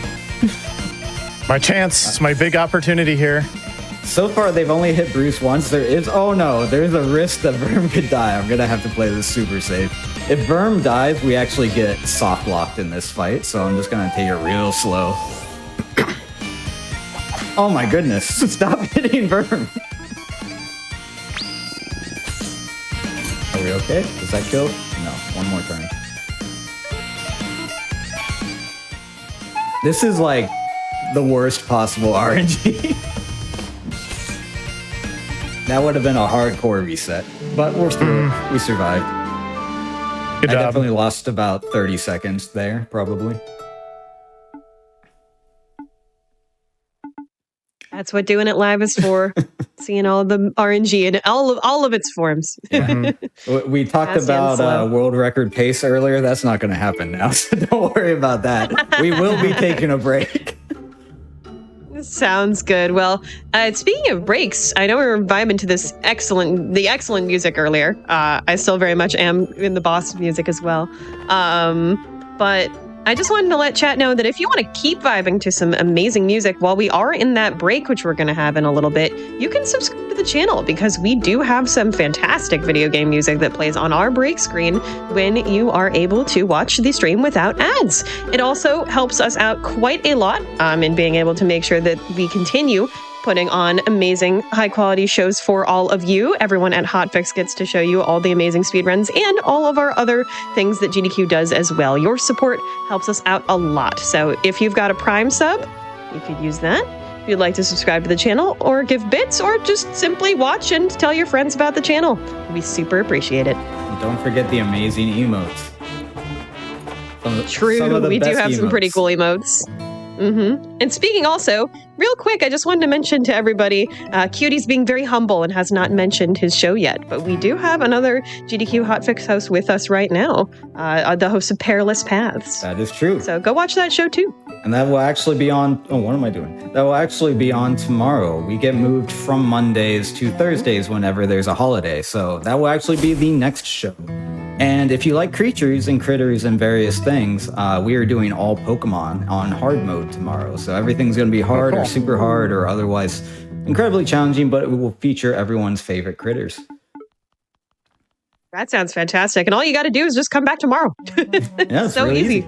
7 to 10 p.m. Eastern, 4 to 7 Pacific. Nice. I had a little bad luck with Kraken as well, so I was not able to capitalize on the bad RNG that Cutie got, so it happens. This is what happens where we got basically perfect RNG at HGDQ, and now the game is just like, you will suffer live. Yeah. The opposite on the run back. It's how it goes. Yep. All right, so this routing here I'm going to do in a second. It's never been done in a live run. I'm just incorporating it now to see if it works. So we're going to try this. Experimentation. That's exciting. Yeah, so if we talk to the sisters here, who we have not explained at all, don't worry about them. We have to fight them later on, but there is... Wait, I'm going in the wrong room. There is a way to skip them if we're nice to them here. And so we're telling her that she's going to be late for guard duty, and then later on they're going to forgive us. And since I did the routing slightly here, I think it saves about 2 seconds. Probably not because I ran the wrong direction, but it'll be approximately even. But we're going to try that out. That'll be fun. We want to make these routes as different as possible for you all. So I'm going to be doing something very different in the city where I'm going to the bar and I'm going to pick up some alcohol. Don't worry about it. As one does. And Blaze will not be doing that. So it will be a very big deal in about 20 minutes. So make sure you stick around for that. These are our friends, Bree and Stilton, again. You'll see them a lot. Some people say it's Biggs and Wedge. Some people say it's Sans and Papyrus. Whatever you think they are, one big, one small, recurring comedic characters. They are whatever you think they are. But I go with Sans and Papyrus personally because Bree down there has the hands in the pocket and everything. But yeah. There's definitely a handful of Undertale references, as well as just kind of shout outs to a lot of classic RPGs that I'm sure inspired this game. So it's fun to kind of see that as we're going through the run. I'm sure we'll call out a few more that we like. So yeah, and you might have seen Smo a little earlier with the giant gavel. This is Ornstein, also known as Leo down there. He was actually the first save statue we saw in the sewer. He is kind of the paladin knight of the kingdom. And he's going to go on his own little journey. So Leo's going to be an important character. And at one point, they were working on either a prequel comic or game starring Leo. I don't know what happened to that, but Leo's a pretty vital character. Yeah, maybe they decided Leo sucks and they didn't want to make another game about Leo. So I have opinions about Leo. We can talk about Leo a little bit more later. I swear at the end when he looks up and he's like, well, I don't want to spoil it, but when he looks up, it breaks my heart every time. Yeah, well, Leo should have realized a little sooner. I mean, fair. What was going on? That's all. All right. So Stilton and Bree, I love this too. They're just like, wait, you have Chief Sava's Reaper. This isn't a fair fight. And Verm's like, what of it? It's mine. Yeah. I took it fair and square. They're all right. So this is the big routing difference here. Besides the Scissor Sister Skip, Triple S, we are routing our money different. But first, mushrooms were a big deal in the last game. Mushrooms are a big deal here. We buy an illegal one because it's going to make us high and stuff later, I guess. Oh, I did not go to the right barrel. Go to the barrel first. The power of drugs. I don't know if I'm allowed to have a mushroom night. I thought you did it on purpose. This is where we are. No, because this is not in particular. Because this we were back to back at AGDQ as well, so I assumed someone knew that mushrooms were happening. I'm sure somebody did. I just like the vibes of these two games together, really. For sure. I think Games Committee did too at Mainline. So and mushrooms will show up again later. Verm is going to become a mushroom farmer, so they will be back. Exciting. Okay, well, mushroom fans in chat, you this is your day. Yeah, mushroom fans are eating good emotes tonight. Yeah. We want some mushroom More emotes. mushroom facts, maybe? I want to learn about the fungi. Oh my goodness. At AGDQ, we had so many rat facts, and it was hilarious. Like, I learned if you tickle... That's awesome. If you tickle rats, apparently they have hypersonic laughter that is inaudible to human ears, and their eyes sort of pop out of their skull. I think it was called boggling. So I've never wanted to tickle a rat more than when I was at AGDQ. And if anyone in chat has pet rats, go for it.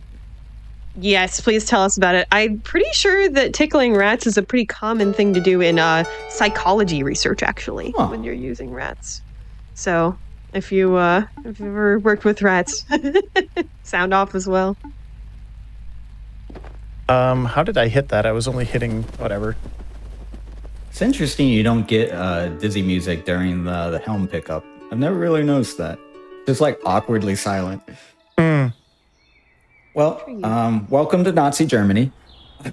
So we are going to Sky Garden, which is the now home of the gray squirrels. And this is based on something that happened actually in the UK, where gray squirrels are an invasive species, and they kind of came in and bullied all the natural red squirrels, which Bruce is a red squirrel. So we're going to learn about Nazi squirrels here. And everyone's favorite scene is going to come up where we meet the Duke, I think. Yeah, the Duke of Nazi Squirrel Land. Yeah. His giant As you vape. do. It sounded like you didn't do as much research on this game. You're like, Yeah, wait, Satan, do you know what you're in squirrels? for, by the way? This is the queer rodent game. Like, all the animals are various flavors I of did get queer, that. and we fight fascism. Yes. So, Yep. Yes. Okay. No, I did know the general vibe. I just was not aware that mushrooms were involved.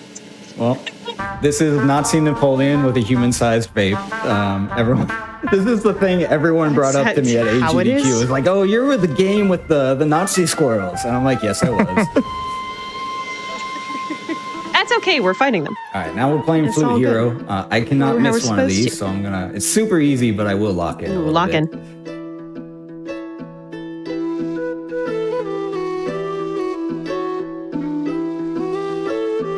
right, I got my Who Helm. I'm trying to remember the stats. I want to say it's like plus 10 attack, minus 5 defense, or something like that. I'll let you do your song. Good luck. Thank you.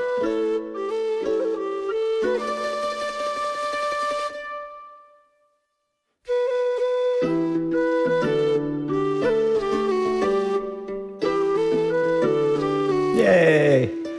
So that's super important because if we get money based on how well we do, and if we do perfect, we get the exact amount of money we need to pick up an item later. You can redo it, but obviously if you redo it, you lose a minute. It's super easy. As you saw, this is not, a technical time-bound, skill-bound thing, but that does not mean that I have not fat-fingered one of those Flute Hero notes and lost a run because I did something stupid. So I always, ever since that happened, I always just kind of shut up and do it. I will be doing the same here in a moment.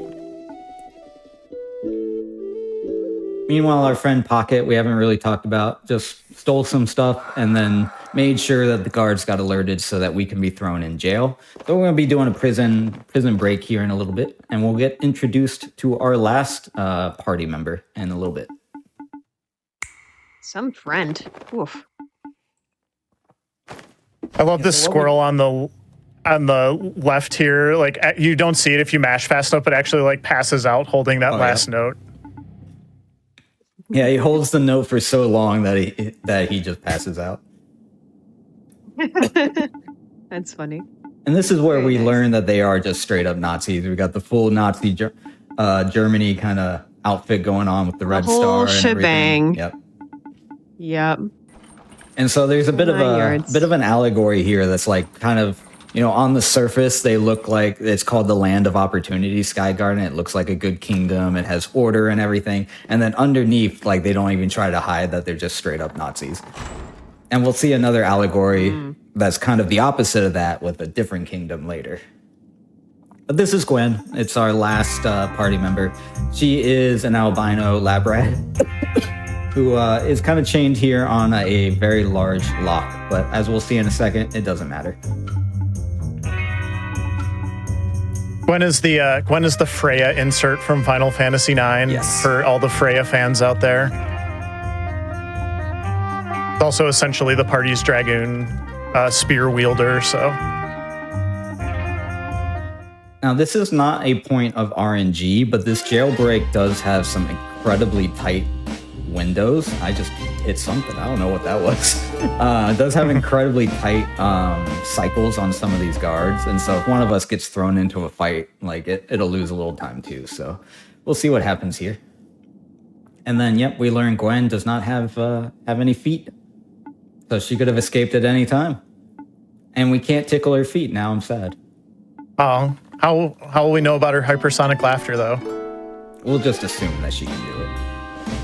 Also, my favorite thing about Gwen, when you first meet Gwen, is Gwen got thrown into prison for hitting on the Swordmaster Lamia, who is the giant stoat that you see in the room with Duke Josh, who just has like the most murderous intentions in her eyes. But yeah, that is Gwen for you. Lesbians for you. Yeah. And Gwen. And, Yeah. and here's one of my favorite quotes in the game. Gwen calls Bruce an uwu soft boy. So if you look at the text box really quickly, you'll see it. Yes, so good. Oh, this game's silly. This game's amazing. I love this game. Oh, absolutely. This is awesome. I love games with good sense of humor. That's really been the theme tonight as well. You can also look at Contraband in that room that Cutie's in right now. You can. I decided not to do it. There is a fun thing you can look at in there. Yeah, it's very salacious. Yeah, whether it's stream safe is questionable. So I didn't do it. I don't want to get Satan in trouble. Yeah. Surprise! I want to be normal. No. Well, this is the late night show. We thought it might be That's okay. true. But We just to did be think on the about it. safe side. We wouldn't do that to you, Satan. Up here Richard's is still like watching. Our lovely producer. up here is like, I don't know if it's frame perfect, but this is incredibly tight. So I'm gonna try to skip this guard here right after we get off the elevator.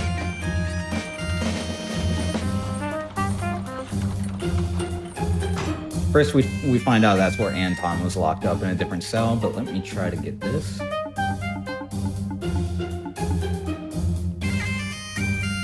Woo, that was close. I almost went one space too far. Yeah. No, this movement looks really tough, honestly. It's also This just section awkward. especially. Oh, I didn't know you could get seen there. That was really weird. Okay. Wow, that was really far away. I know. I did Surgeons- not. what- Yeah, that was pretty rough. Anyway. I've tried to like route through this and glitch through like all of these. I got stuck there for some reason, and their cones of vision would like be ridiculous in Metal Gear Solid or something. They can literally see across the entire stage. So if you're horizontal to them at pretty much any point, they will spot you. Wow, brutal. All good. And this is where we started using items like the helm that we picked up earlier to make sure we one-shot all of the enemies. And so that's going to be a running thing throughout the rest of this route, is we are going to be trying to set up everybody so that they can one-shot everything that we have to fight. Make sure that take that helm off or things will get very ugly. Now, one thing also is our party is split up for most of the game, and if somebody is wearing a certain item, we cannot access it in the other party. So, for example, if I don't take the helm off there from Gwen right after that fight, I cannot then use it on these two. So most of our menuing is designed around that. And if for whatever reason we forget or we miss menu, like certain sections become pretty much auto-death just because of how we're built. And so it does look like an easy game, and hopefully we make it look like an easy game, but if we miss a menu at any point, it could be an instant game over, and there is no redo. The game does not auto-save or anything like that. Yeah, we do have some safety saves queued up, and we'll do our best not to mess up anything critically important, but that is one thing I wish this Really game had, devils is in the details autosave. kinda run. That would go a long way for me enjoying speedrunning this game. And there's the sound effect that Yes, jump we're dead. scared me at ADQ. The vape breathe out was so loud in my This is why, chat, you should tune in to early morning and late night blocks at GDQ. They have some really, really great games. Some fun moments.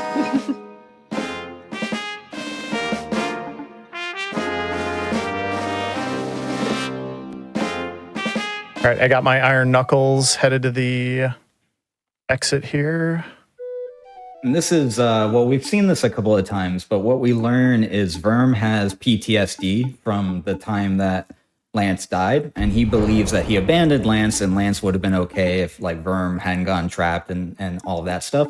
So anytime Verm tries to run away from a fight or say, like, it's not my problem, he goes through a little bit of a PTSD thing. So you'll see him, like, grab his head, and that's him kind of saying, like, I'm not a coward. I'll protect people and do the right thing. So originally he was going to leave, and then he had a bout of PTSD because he didn't want to deal with Bruce, and now we're going to go save Bruce. I almost screwed up my menu in there. This is one of my other favorite parts of the game. We'll have a break in and a break out simultaneously. So the Nazis are like, a break out, a break in, and then you have the Metal Gear Solid like exclamation mark on both of them, which is always great. Yeah. Yeah, a lot of fun homages to a lot of other games already. Now we got a giant dog. Oh. Hi, Pocket. More of a robot awoo. It's not really the same. I don't think I can do a robot awoo. That's hard to say, robot awoo.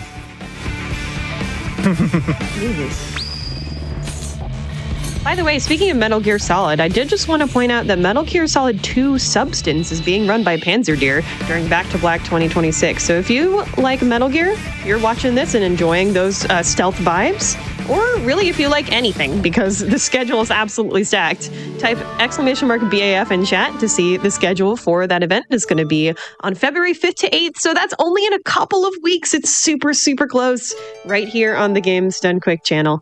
It's going to be really fun. Definitely tune on in. Your segues are so much better than mine. Also, just a quick mention, this game is going to be run at Frost Fatales as well by 3Pup. So if you want to check this game out, another charity event, 3Pup will do a fantastic job running this game there. So absolutely. Y'all are on the ball. Yeah. We also have Frost Fatales coming up in March. That is going to be starting on March 8th, and that is a whole week-long event, so it'll go all the way through that whole week. That's going to be a lot of fun, starting out with Red Dead Redemption 2 from Laszlo, which is one of the first times it's been on the channel, period, and ending up with Titanfall 2, with tons and tons of fun stuff in between. So we've got 2 fantastic charity events coming up in the next 2 months. You're not going to want to go anywhere.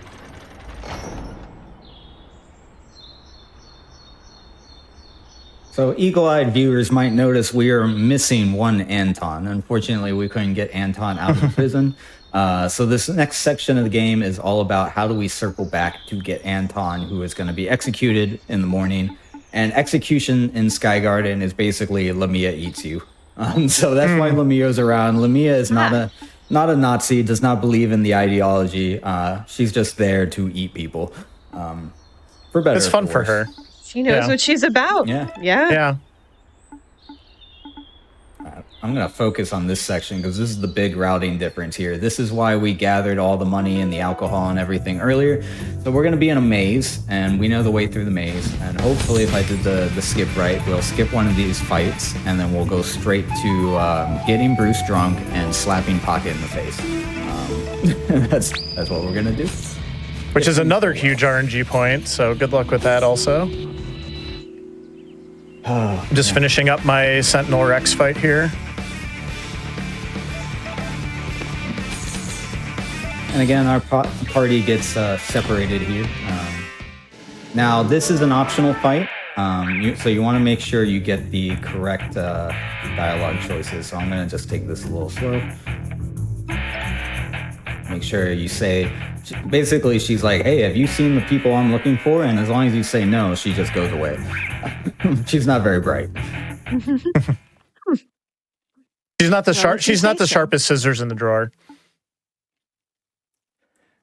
I had to. This one, so this is a mandatory fight if you don't do the skip I did earlier where you help the sisters out. So hopefully I did it right. What I haven't tested is if it works when I do the routing that I did, but it looks like it works fine. So this either saves like 2 seconds or loses me 2 seconds. I don't know. I just did it. I haven't fully tested that out yet. But hey, didn't have to fight one of the sisters. This is a snake. The snake gives you stuff based on what you tell the snake. So we're going to get a really important potion here. So again, I'm going to make sure my answers are the correct ones. And I tell them that the cat is flammable. So let me make sure I get my menu in here right. What am I doing? What am I doing? That's all wrong.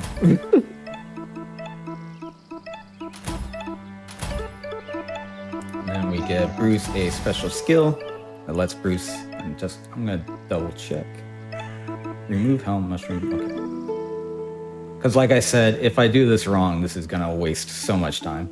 So here's Pocket. The newest addition following the AGDQ route is that we are gonna get Bruce tipsy so that Bruce can smack Pocket, and Bruce now has an ability where he does 500% more damage if he's tipsy. So it gives us exact amount to one-shot Pocket. Now Bruce is tipsy and does not always hit Pocket. So this is a There's a big RNG point here. So let's see what we get. And we got the whack. Let's go. Nice. I'm just getting to the sisters here, so I need to focus on picking my dialogue correctly. Later Helm Knuckles.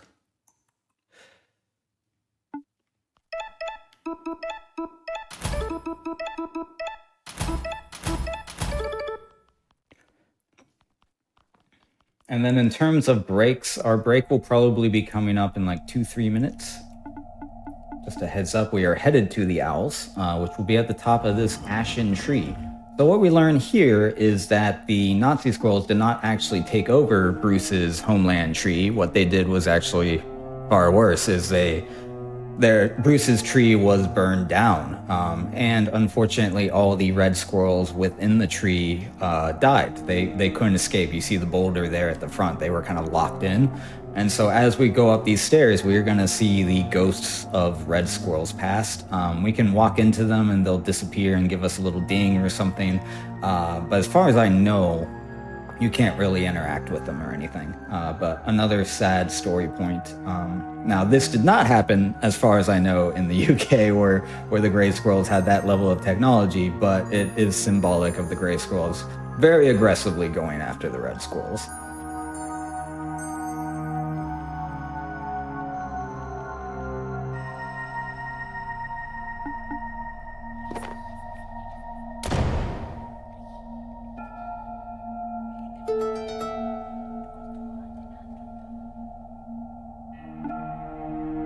Got real quiet. Am I alone here? Or are you still there? Okay, somebody's still there. We're vibing. We're just vibing. You never know. Sometimes I've been on stream where vibes. my Discord did like cut out, and I'm like, okay, I lost everybody. Oh, it happens. Yeah, no, it's lonely sometimes streaming, and you're like, can everybody hear me? I don't know what it's like. Yeah, I'm doing my Jabari fight now. There is a fun Final Fantasy IV reference there to Spoony Bard. And I'm going to do the fight the old way before Cutie found the potion strats, which is I'm going to let Jabari defeat me as quickly as possible because you don't actually have to win this fight. Are you going to do and there is a little bit of RNG. Ear wiggle. Oh, yeah, the ear wiggle. See if I get the ear wiggle.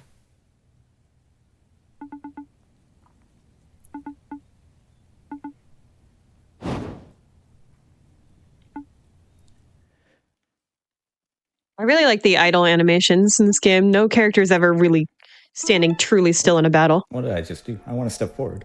All right, so break will probably be in like 30-ish seconds. I'm doing the owls now. So whenever you keep obviously going, Blaze, but I'll let you know when they're dead and we can just stop. That's fine. I'll be like running up the tower, so that'll work out just fine, I think. Okay, just finished my Jabari like 10 fight. seconds long. This is supposed to be a really big involved fight. We've broken the game such that we're not going to do any of that. And this is why we call it the one-shot route, because of this. And owls are dead. Oh. So there we go. You good to pause? Yeah, I can pause. Okay. 3, 2, 1, pause. Oh, we'll leave it there. Okay, fantastic. Well, we're going to go to a quick little break. Hello, everyone, and welcome back to Creature Corner, playing what one of the chatters called Chrono Critter, aka Small Saga. So let's get back to it in 3, 2, 1, go. Chrono Critter is, I'm going to call it that from now on, by the way. Yeah. Yeah, absolutely. There's no time travel, but, you know, other than that, hard to argue with. I mean, there are time skips. That's true. I was going to say, there's a time skip. Yeah. We'll have another one at the end of the game. All right, so just to kind of get everybody up to speed, so Cutie has finished the Ashen Tower and is headed back to Sky Garden to kind of liberate Sky Garden, and I'm climbing the tower, so Cutie's probably about a minute or so ahead of me, maybe a little bit more, but it's been a fun race so far. A lot of good RNG and a lot of weird, I guess, maybe happenings too that I wouldn't really say are RNG, but it's kept things close and interesting. So, do you not remember the Kraken fight? What are you talking about? Good RNG. That was equally bad RNG. How about that? We'll put it that way. Yes. I mean, I got the pocket bonk, but that Kraken will haunt me in my nightmares. That was horrible.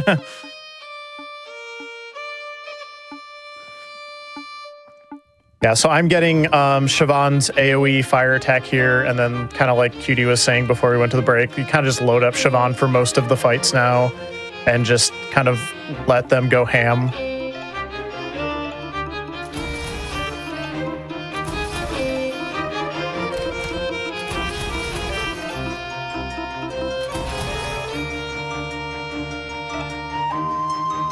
All right, now the fun part, sorry, I took that menuing kind of carefully. The fun part about the rest of this run is if we miss a single menu in pretty much any section of the game for the next hour, we will instantly game over. It's going to be great. So let's hope none of that happens. Ooh. But we've also gained the power to domesticate the owls that we set on fire earlier.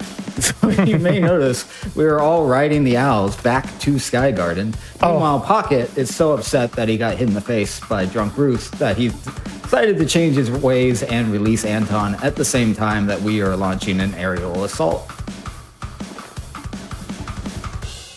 Oh, but they got fireworks. Oh no. One of the best screens in the game will be coming up here in a little bit. I do not have to point it out. I think it'll be pretty obvious why it's awesome. So keep your eye on the screen. And this is a fun thing about a race. It'll be so nice you get to see it twice. True. Ooh. That pose was great. That is the thumbnail of every YouTube video I put up for this game. Yeah, that makes sense. It's a great action shot. Now we gotta kill all the Nazis. I mean, all of them. And their color-coded swords. The cocktail swords are so great. It's a very creative game. Yeah. The integration of like stuff from everyday life is just really creatively well done. I'm just taking my menuing super seriously because, like I said, if we miss one of these, it's not good. Yep. There's also there's a really big fight with Lamia coming up, and you want to just like rush into the fight, and you like if you exit the room, you're in the fight, and you have to like tell yourself to stop and menu. And now these citizens are uprising. So we met about half of these. There's going to be a great guy with a guitar here. But they're going to help us out. Not actually help us out, like in the fights, they're not going to really do anything, but we're just going to keep going. Now, one fun thing with this major here is he will actually argue with you, like in logic and say like non sequitur and different things, trying to like demonstrate how fascism and whatnot tends to use philosophical arguments to try to justify things. We're not going to deal with any of that because, again, we're one-shotting everything. But there is a kind of some interesting themes sprinkled throughout the game that we are skipping. And then, as Blaze mentioned, I need to make sure that I change my menus here. Also, yeah, we definitely just yeeted him out the window. Don't worry about that. I love the level up right after that. Oh, yeah. It's so sassy. I satisfying. Like it. Yep. Absolutely. Now, the ability we just got gives Siobhan, 25% bonus damage if she's at full health. So a lot of the RNG for the rest of the game will be whether or not Siobhan gets slapped in the face. And so we're going to hope that that doesn't happen. But again, I will be quiet for this.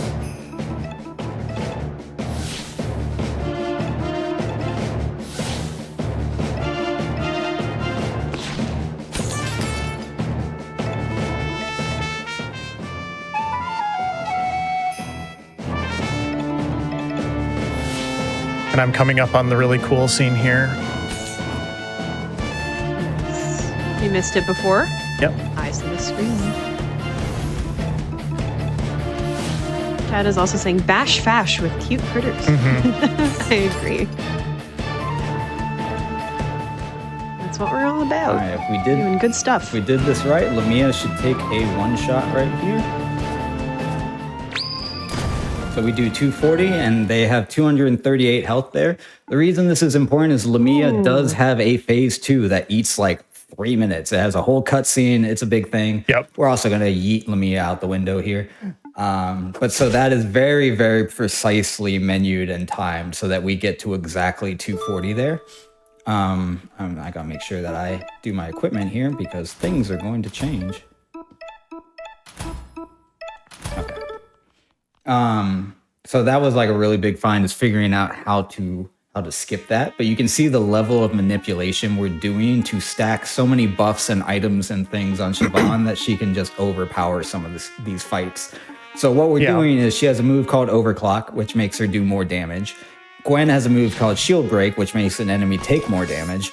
Then we have the potion, which gives an extra turn, which means more overclocks. And then we have the mushroom, which gives her Berserk for more damage. And then she has the 25% boost if she is full health. So all of those things together make her do an incredible amount of damage. But that was a lot of time and spreadsheets. This is where I learned how RPGs are made entirely of math to figure all of that out. It's true. Interestingly enough, with the items in this game, they're not consumables, but they are you can only use them once per battle. The fight that I just did is like the only fight in the game, I'm pretty sure, where it considers 2 fights to be part of the same fight. So you have to do a little bit of awkward menuing to kind of get Siobhan powered up again to do a second spread fire, but it depends if you count Lamia too. That's technically the same fight, I think, as far as the game is concerned. I just haven't seen the second phase of Lamia in like 2 years. Yeah, but like if you're wondering why we get to use the mushroom and the zip zap potion like every single fight, that's why, which is definitely kind of busted. Yeah, so this game does the best it can to like remove any of the, I don't know if barriers are the right answer, but like to remove any of the complications of an RPG. So like you don't have to worry about the experience. You don't have to, your health refills, your energy refills, your items refill. So it's all about like enjoying the game and using the tools that you have because you know you'll have them every fight. And same thing with the skill tree. It doesn't lock you into a build or anything like that. You can move them around.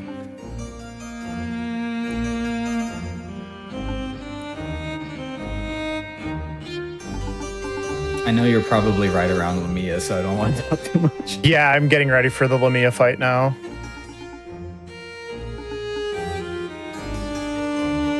Okay, I think I'm good.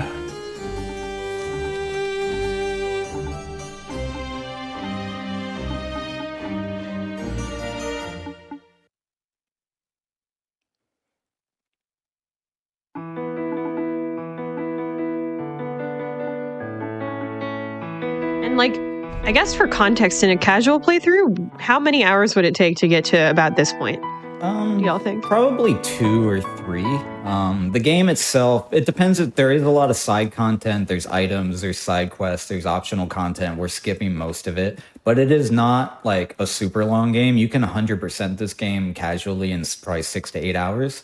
There is a there is a 100% speedrun category. Only one person has done it. I think they did it in about 2 hours and 40 minutes, something like that. A manageable RPG. Yes. Yeah. Don't come across those all the time.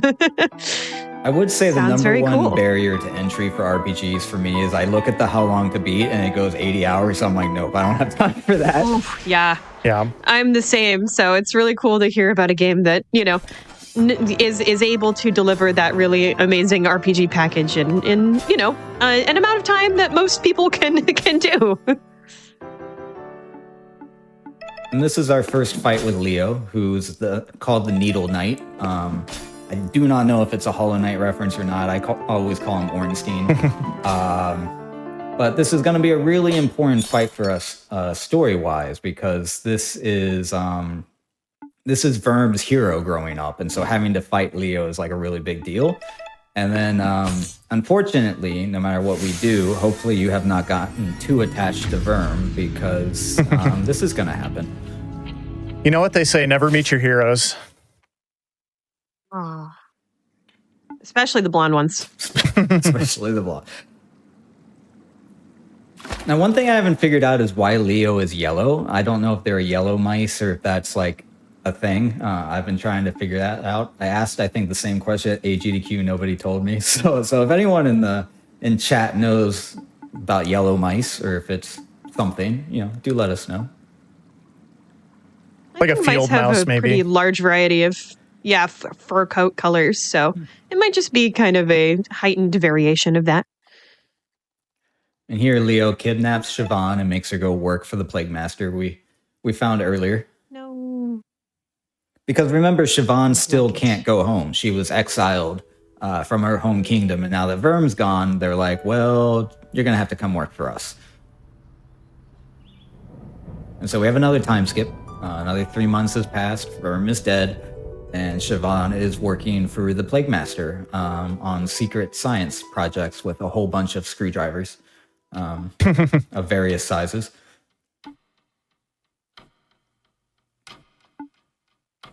And you've killed Lamia by now, right? Yeah, I'm headed back to Merida now. I just want to make sure that I don't accidentally yell and you're like, ah. No, you're good. I'll just be quiet if I need quiet time. Because I swear if I got into Lamia phase 2, I wouldn't even know what to do. You just have to grind it out, and it's just awful. You just lose time, and hopefully you can finish the fight. But yeah, it's rough. So little did you know, just like tech in real life, mice and rats are obsessed with artificial intelligence. So we made a little robot, but it turns out it can't really think for itself. It's just saying words over and over again. And so now, just as we finished it, the Plague Master wants us to blow it up. And so that's what we're going to do. Rat GPT. Yeah, Rat GPT. One little fun fact about that fight that I do love is if you want to be like a pacifist and not put the robot down, eventually it will kind of explode itself, and you can just defend with Siobhan every turn, so you don't actually have to do what the Plague Master tells you. Obviously, for the speedrun, it's just faster just to beat it up, but you can actually kind of let it, pass away naturally, I guess. Naturally. Yeah, that robot died of natural causes. Right, exactly.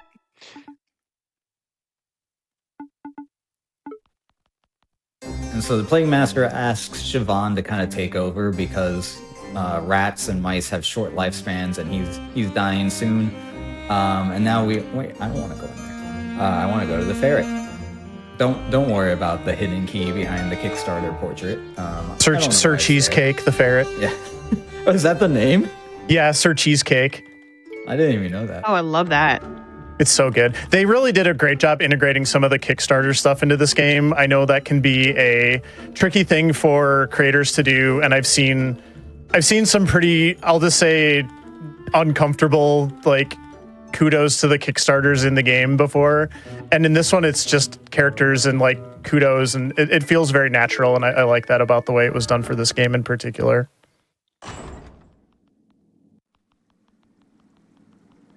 But Also, as a follow-up, while Leo is on our screen once again, chat does say that there is a golden mouse, according to the Tennessee Wildlife Resources Agency. Okay. So there you go. Is that special or endangered, or is it just just a thing? I will see. I'm gonna back out in headquarters, aka my desktop. I am searching. It is a species of New World mouse. New World. And it has the least concern conservation status, so it's doing all right. Okay.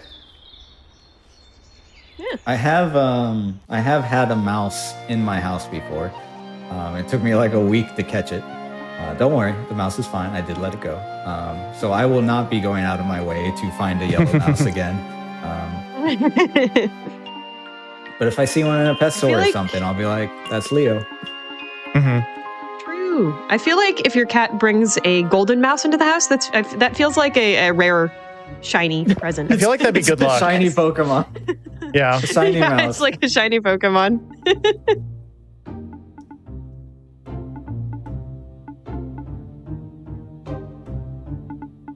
So this is Verm's sword. No one in the party believes Verm is dead, so they're trying to figure out where Verm is, and we're gonna figure out how to make the sword nice and shiny again. Siobhan was let out of indentured servitude because they offered to take over as Plague Master. And so now we're going around. Got to do mole stuff. Gotta do mole stuff. Oh, what am I doing? Mole stuff. Mole stuff. It's a joke for later. Yeah. When you come back, Aquila asks you what you've been doing, and you can answer doing mole stuff. That's funny. I really want to go pick up this game. It's a great After game. this run. This looks like so much fun. And it's done by a solo dev who's put a lot of like heart and love into it. I highly recommend it. If you like what you're seeing, you're only seeing maybe 20% of the game because you're not getting to read any of the dialogue or any of the fun stuff, and you're just kind of hearing two people yap about it and tell you like there's a mouse eating a strawberry just cause. I don't know how big that is on your screen, so you're missing.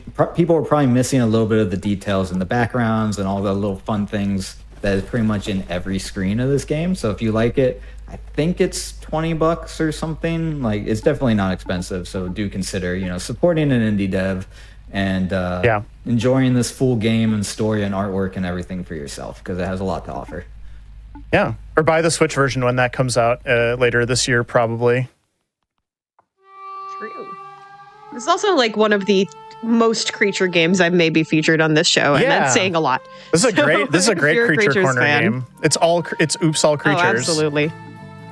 Oh yeah, it truly is. No humans allowed here. The final boss is a human, which I think is fitting for Creature Corner, but Yeah. Like if you're you know a what? creature, It's symbolic. then the human would be kind of like the typical RPG trope, like, fight God, defeat God at the end of your RPG. Oh, true. I was thinking like a role reversal, like the mice have their own GDQ, and their equivalent of GDQ has like a human house Yeah. show. Human corner. Human hovel. Human quarter.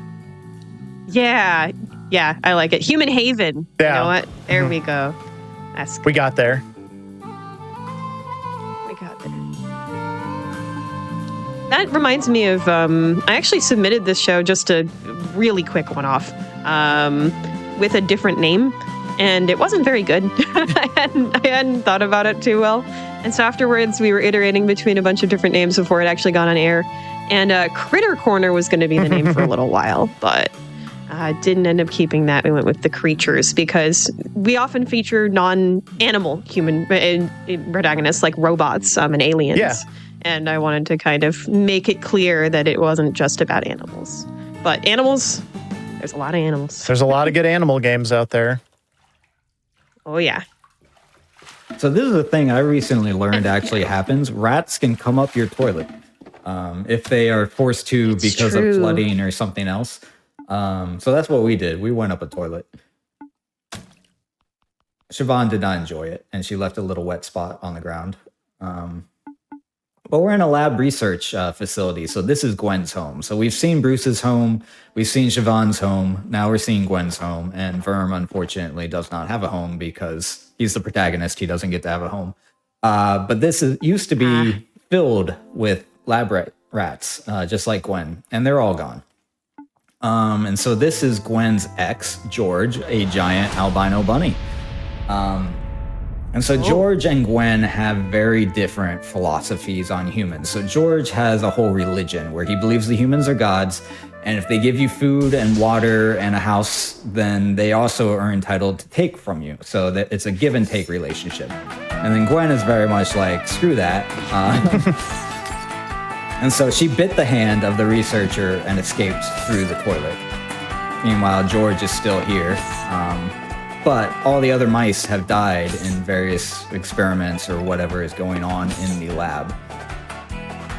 And so only George remains, because George is not a mouse, George is a bunny, so he didn't have to go through the same thing.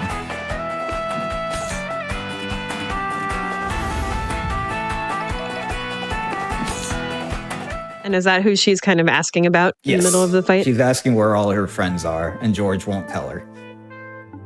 Yep. Aw. That's definitely sad.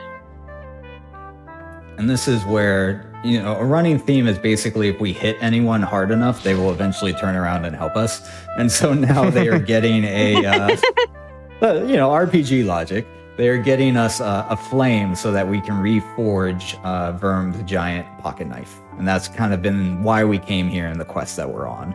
Meanwhile, Bruce is going to a different part of the, I guess, country, because we're flying around, to hear of a rumor of a mouse called the Ghost. And we're going to see if that's true. But meanwhile, you'll notice that Bruce is no longer hiding who he is. He's out, he's loud, he's proud that he's a red squirrel. He's an official ambassador for Sky Garden. You may have noticed when we returned to Sky Garden, it was covered in rainbow pride flags. So it's definitely an allegory about, you know, accepting who you are regardless of what that identity is. And we see that theme throughout with Verm's disability, with Gwen's disability, with gender identities and different things. So this game does an incredible job of incorporating a lot of different themes into a very bite-sized package. Yeah, I would say in terms of like seeing yourself in a game, I don't think I've ever been more seen than I felt when I played this game. And that is something more devs should strive for, I think. And here's more mushrooms. Not the cut in. Yay. No, you're good. That is the theme of tonight, accidentally.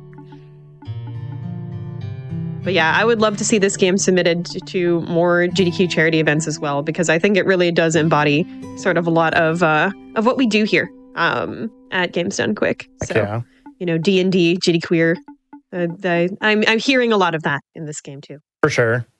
It's also just it would be a great first speed game if you're curious, like especially like running an RPG if you've never done that before.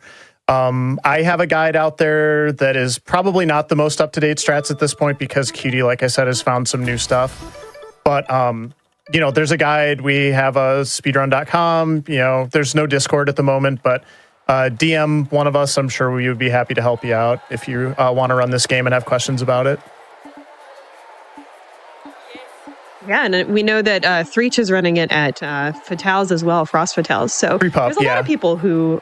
Or 3Pub, you're right. Yes, I was wrong there. But 3Pub is absolutely lovely. I'm sure would be happy to help you all too. Yeah. So lots of cool people in the speedrunning community for this game. Absolutely. Yeah, Threech is also lovely. Don't get me wrong, but probably Threech is too. last I checked is not Shout outs speedrun to this Threech game. as So well.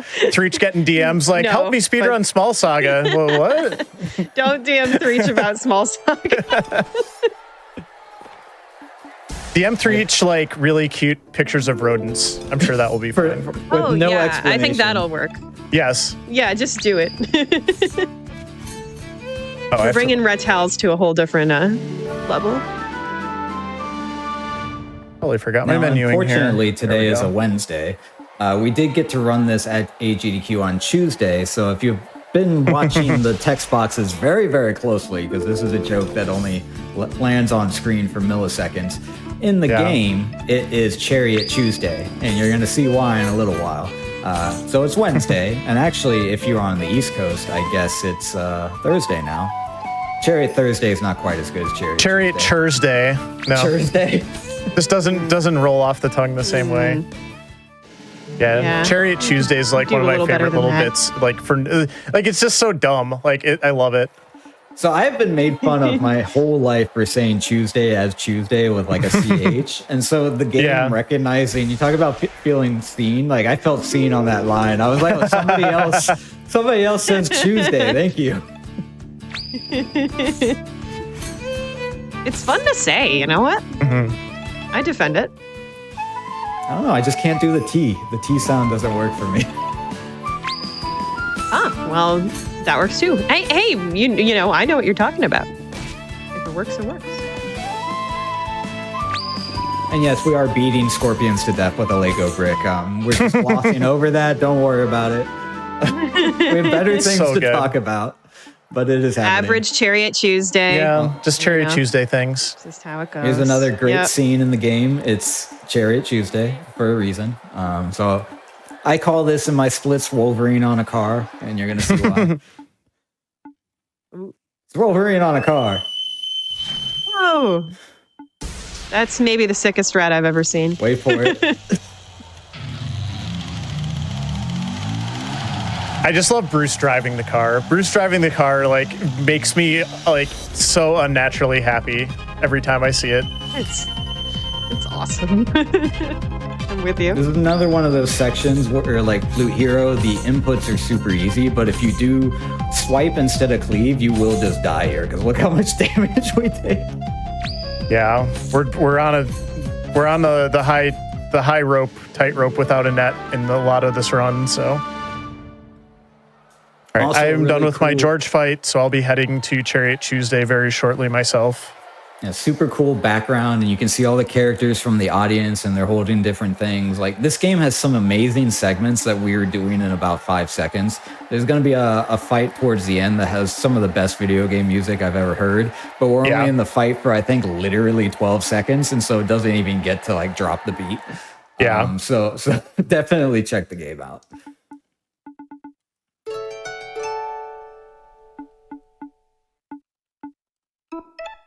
I'm going to be getting an item called the Scutum here. I don't believe QD is getting it in his route. It's a defensive item. It kind of reduces my RNG a little bit in the final boss fight, which for just completing runs is actually really nice. But if you're going for world record, you definitely don't want to get it. So. I don't know if it's a controversial philosophy. I am the host of Perilous Pass for a reason, though. I have a strong belief that I YOLO everything and I do not do safety strats unless I have to. So I tend to never pick it up. Yeah, that's fair. This is our Lego house. We get it as a reward for Chariot Tuesday and for turning in the slaver who should not have thrown Bruce into there. One cool thing here is you'll notice our sword is green. If you think back, all the way back to our brother Lance, Lance's color was green and our color was red. So Siobhan comes in and says, "I'm so sorry, I couldn't find your signature red." And he goes, no, the green suits me better, or something to that effect. And this kind of represents Verm coming to terms with his PTSD and his past. You see, he now has a metal tail, which for plot reasons does give us an ability we will not be using. But so this does represent a lot of character growth here. And of course, Toys for All. Toys for all.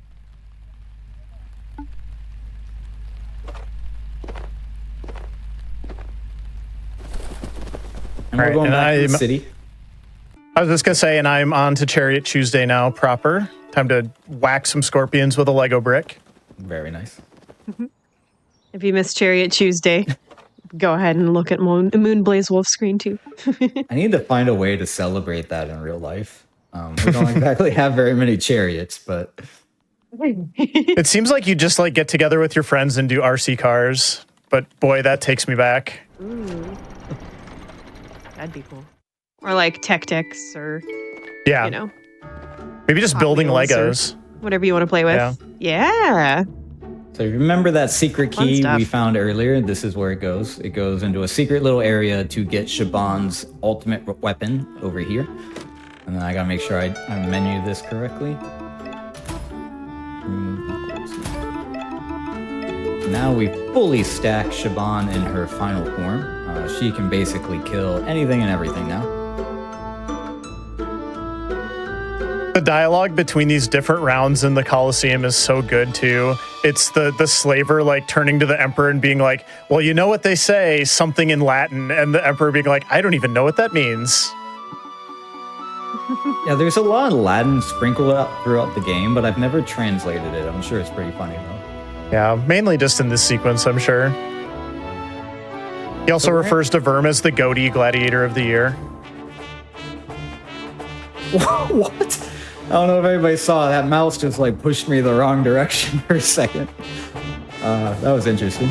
Never seen that. So we are actually, yeah, that's our one. That's never happened before. I've never been physically pushed back by one of the NPCs. They're rebelling against you. The NPCs want Moonblaze Wolf to win. So this is the dating simulator, kind of. We're taking the other characters are trying to put Gwen and Verm together on a date, and so we have to show Gwen the entire city. One of might be the last like really good screenshot is coming up here. I actually have this on my computer. I have a LCD liquid cooled PC, and on the LCD I have the upcoming scene. So this lives in GIF form on my computer. Yep, that's right. It's Verm and Gwen drinking matcha and coffee. So good. Nice. And we have a little homage here. Gwen has blue hair. It's both an homage to kind of her gender and sexual identity, but also the fact that lab rats are typically used in cosmetic and other types of experimentation to make sure things are human safe. And so she just kind of reveals her hood to be like, oh, she has blue hair. And also they say matcha tastes That's pretty green, cool. which I agree with. It's true. Yeah, it's true.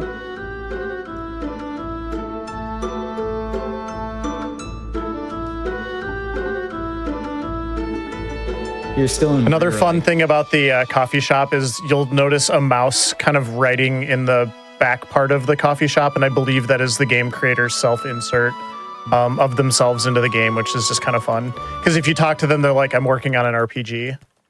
Oh, okay. I'm not sure if I picked that one up. So this, I always think this is an FF7 reference where like Cloud and Tifa in the house, like what are we going to be when we grow up? So we kind of have Gwen questioning Verm a little bit. At one point she's like, do you like boys or girls? And he's like, I don't know. I've never thought about it. Well, what do you want to be when all of this is over? I don't really know. And so it's kind of pushing Verm to... Everyone has been identifying what Verm is throughout the game. He's a vagabond. He's a knight. He's a cripple, like different things. And then Gwen is kind of trying to push Verm into identifying himself. Like, who do you think you are? What do you want to be? So we're getting more character growth here. That's a good conversation, I think, in general. And it's really cool to see that put into words here in this game. Well, I also just love too that like, and it really cuts against the grain of what you see in most RPGs, but like Verm's just like, I don't know. Like, I don't know what kind of character I am. I don't know if I'm a hero or not. Like, it's really refreshing, I think, to sort of see that kind of writing of a main character in a game like this. And one of the reasons at first Verm didn't go with Bruce earlier is Verm was like, I just want to farm these mushrooms. I'm so tired of being angry at the world. I'm so tired of trying to like fight God and go against the grain. I just want to be useful to society, to be a slave and farm some mushrooms. And it's not until Bruce is in danger that Verm is like, okay, I have to go do something. But you'll notice that it wasn't PTSD related because Verm is slowly starting to come to terms with himself and what happened to him. And so then he's like, well, I know I don't want to be just a mouse full of hatred. So then everybody is starting to ask, okay, well, what do you want to do? And Verm isn't sure yet. So that's kind of what Verm is working through. Yeah. Here we find an unexploded World War II, presumably Nazi bomb, because we're in the UK, and I think those are the only people that bombed the UK.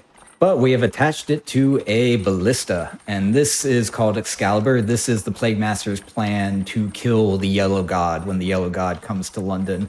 So they're going to shoot it out the window and hopefully blow up the Yellow God.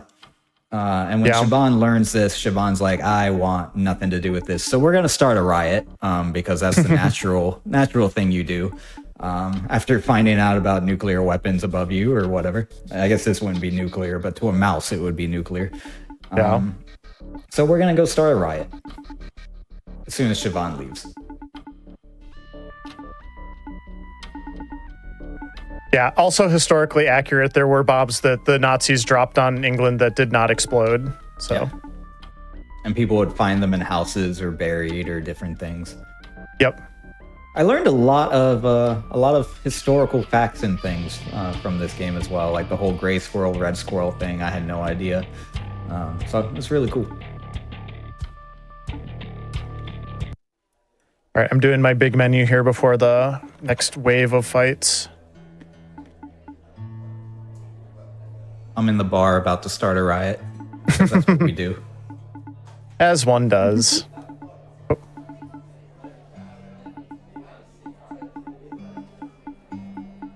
So this is kind of the point of no return. Bree over here is going to ask us adamantly twice, are you sure you want to start the riot?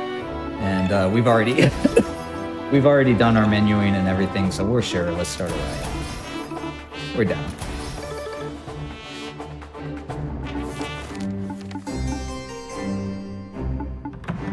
Don't mind me just grabbing another hot dog. And it's kind of like red. To take care of yourself. Yeah, this kind of red Robin Hood looking soldier guy comes out of nowhere, really. Like, you can meet him in the bar and stuff if you move around the town a little bit, but he just kind of, I don't know, Blaze, maybe I'm missing something, but he just kind of comes out of nowhere. Oh yeah. He's another Kickstarter character. Oh, I kicked the soccer ball. Let's go. Very nice.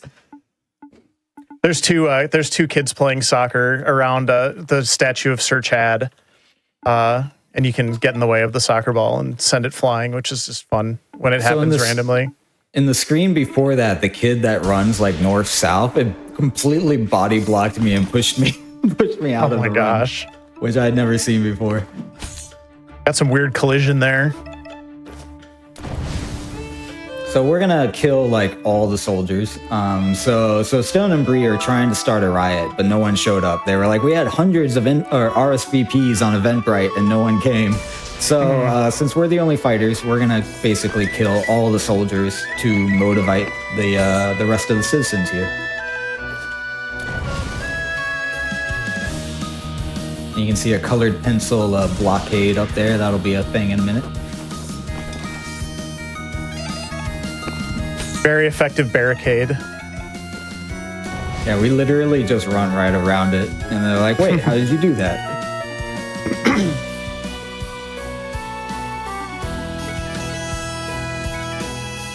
Hello, mushroom guy. Oh, I ran into the merchant quarter sign. That is embarrassing. Oh, I kicked the soccer ball again. So the reason that we're having a riot is we found out they started telling the population about the bomb, and it turns out that the king is actually totally okay with this. The king's like, it'll be fantastic if the bomb just kills all the poor mice and I don't have to deal with the peasants anymore. And so the allegory here is like Rodentia or Merida specifically looks like an honorable fantasy kingdom, the one that we're kind of used to. They have a royal guard, they have a paladin who's super moral and strong, and they have an operating city, and everyone's feeling really good. But just because they don't openly wear Nazi outfits doesn't mean that like they're not corrupt and horrible underneath. And so we're kind of seeing the opposite. They wear the facade, but they are not as good as they appear at first blush.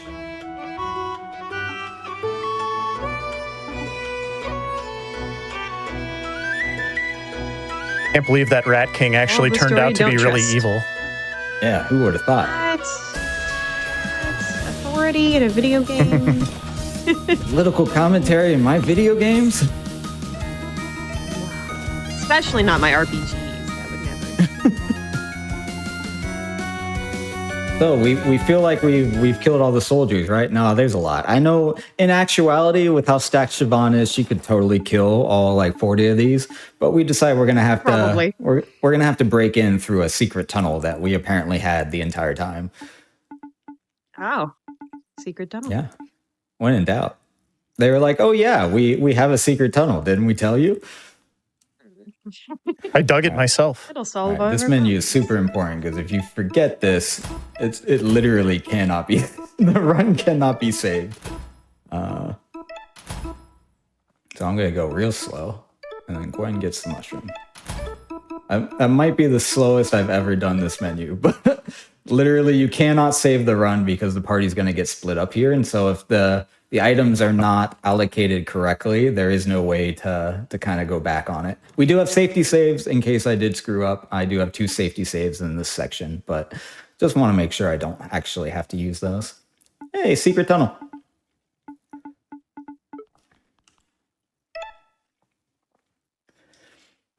So this is the section I alluded to, I don't know, an hour and a half ago or something, where Leo is going to find out about the bomb and that the king doesn't care about killing all the peasants. And Leo is going to look to the sky with little twinkly yellow mouse eyes being like, I'm on the wrong team. And so then he's going to make a life-changing decision here. Now, as Blaze indicated, Leo probably should have known before this, but he does have a little change of heart right here. The little mousy eyes to the heavens get me every time. Oh, so sad. Yeah, better late than never, I suppose. Now, I call them Ornstein and Smo because of the obvious, art choices, but then there's also this, which, if you know Ornstein from Dark Souls, his signature move is a flying lance attack, just kind of like that. So I feel like it's not accidental that Leo kind of levitates across the floor, but, casual regicide here. Smo's gonna come in and be like, what happened here? And Leo's like, please don't make me fight you. And he goes, well, he says, the hammer of justice is all the heavier because we're friends. So they're gonna fight to the death here. Mm-hmm. And it's gonna happen off screen. So anyone who wanted to see that, I'm sorry. I want to see it. You have to imagine it when you come back later. Now, all these paintings here, we haven't really seen these. These are Kickstarter paintings as well. And now we are going to split the party up one last time, and we have our final 4 boss fights. And as always, if we miss a menu, it is not a good time. And on the final boss, there is some serious RNG potential, which we'll explain when we get there. But right now, we're going to head back up to the bomb. And we know where it is. And if anyone wants to tell me how these rodents hit the elevator switches, Blaze pointed that out to me, and I can't unsee it. So if anyone wants to explain how we turn this elevator on. The cat yeeted us, obviously. That's the answer to all of those kinds of things in this game. We get another Siobhan plop. I can't remember. Is that the last plop of the game? Yeah, I think so. Or does she plop on the scepter later? I don't remember. Guess we'll find out. We will, yeah. These are the questions you ask yourself when you have to talk a lot more than you're used to with the game.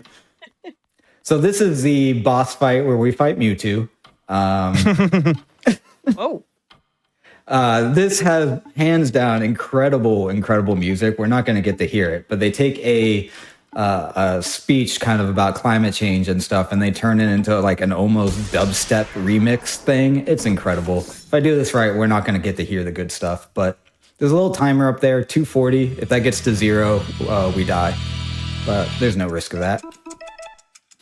Just make sure all my menuing is good, and we'll be fine. Oh yeah, I see what you mean with the pose. Mm-hmm. It's also Psycho Mantis. It could be Psycho Mantis, but either one of them is good. We must tackle it. He brought back the Rat GPT is back. We gotta get rid of it. that's his Siobhan substitute. He's like, I don't need you. I'll just make a robot you. Yeah. It's like a little robot thing. Here's all the good music you'll get to hear because the fight should be over. You can listen to this song on YouTube. It's definitely worth it. Called The Anthropocene. I'm seeing some love for it in the chat too. So we've got the real fans here. And y'all are all going to become real fans by playing this game, right? 100%. Right, chat? Highly recommend this game. Mm-hmm. And that is even after I have like a couple hundred hours in this game. Like I still enjoy the artwork and the scenes and stuff, even though like I know what's going to happen, obviously. But that's one of the joys of speedrunning it is the music and the artwork make it, not like a slog like some games can be. Yeah. I think another thing that I've learned kind of following this game over the last couple of years and just sort of like being visible and aware of, kind of the trajectory that it's been on is it's really great to see indie devs supporting other indie devs. And there's a lot of folks that, I know are really like this game and, they support each other, they boost each other, all that cool stuff. So the community of indie devs is really just a wonderful, wholesome group of folks, and they take really good care of each other. A fun story. You can save Leo here. We're not going to do it. But if you do slowly break all of his needles one by one, I don't know how long it takes because I've never done it. You can save Leo's life. We don't have time for that, though. So I'm sorry, Leo. I did take a safety save just in case my menuing wasn't correct because Leo will one-shot you there. But it seems like I was fine. And now you can see everybody in the throne room is dead, and we are headed to our last 2 fights. But there's going to be a lot of menuing right here that I got to make sure I get right, so I'm going to take this a little slow. Yeah, there's also a really cool Easter egg with the Leo fight where you can fight him with the Lego brick that you got at the Coliseum. I was thinking about showing that off, but I think in the interest of time and making sure that we finish the showcase in a good, safe underestimate, I will not show that off. But I absolutely recommend, if you have played this game casually, if you have a save that's like right before Leo, just go fight him with the Lego brick. You will thank yourself later. It is so funny. I don't need to do this. That is very enticing. I'll need to remember that. Oh, screw it. I'll take the safety save.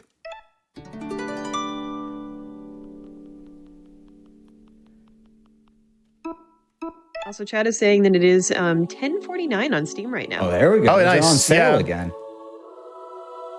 This is a perfect time then. Yep. That's right. So the developer did put it on sale following GDQ. It sounds like it might be on sale again, which is awesome. $10.49 is one. I think that's like a cop code or a military code, like $10.49. But is a great price. Is well worth your time for that. Yep. That's like 50% off the normal price. So the developer also did say for the Switch version, they're also working on adding additional content to the PC version as well. For when the Switch release comes out. Yeah, I have no idea what it's going to be, but there's definitely some more threads that could be, pulled on in this particular story. So I'm kind of excited to see what they come up with.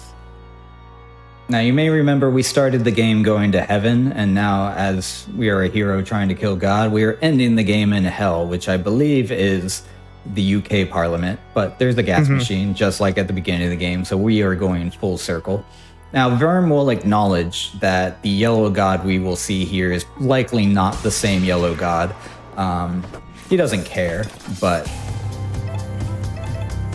again, got to make sure that this menuing is tight, because this is like a Marlboros from Final Fantasy. It will inflict you with the worst stuff ever if you give it an attack. So we have very specific breakpoints in terms of damage. We gave Verm an ability that will do, should do exactly 16, and it has 15 health. So yeah. Oh, actually 17, sorry.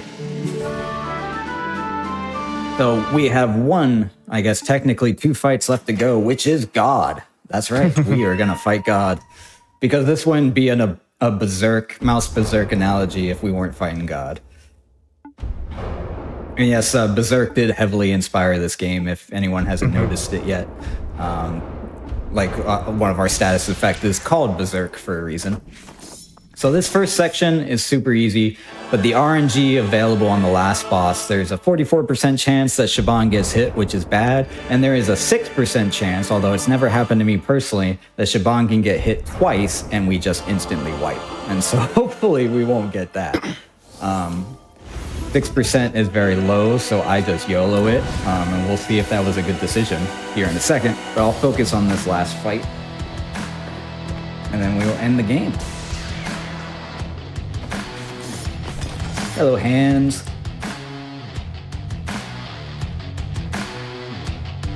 OC shield. I'm coming up on the Aquila fight as well.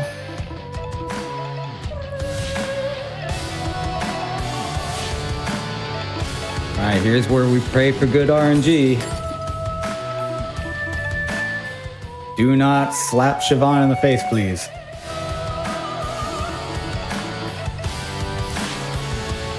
What do we get? What do we get? Dodge 1. Dodge 2. That's the good RNG. Nice. Nice.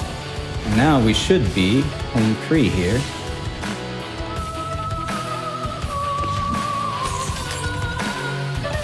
We're just setting up a shield break on both hands while we continue to stack Siobhan. And if I've done everything right, this should be a kill. And that's the final boss. That is not time yet. We still have an end game victory lap that we gotta take. But we're gonna take this giant scepter and we're gonna slap the god in the face with it. So for UK political, knowers, you probably know what this thing is. I don't really But yeah, if I saw that as an exterminator, like I try to imagine this game from the exterminator's point of view, starting with Lance shooting, tiny bow and arrow at me. My first response would not to be to crush the mouse with the bow and arrow. But then this is like, what do you imagine if you're the exterminator here? Like the mouse with the pocket knife, and they all pick up the scepter and all that stuff. Like I don't know what I would be thinking, but God runs away. You'll notice Verm does not stab the god in the face. He's given up his quest for vengeance. He knows it's not the same god. He did what he felt like he needed to do.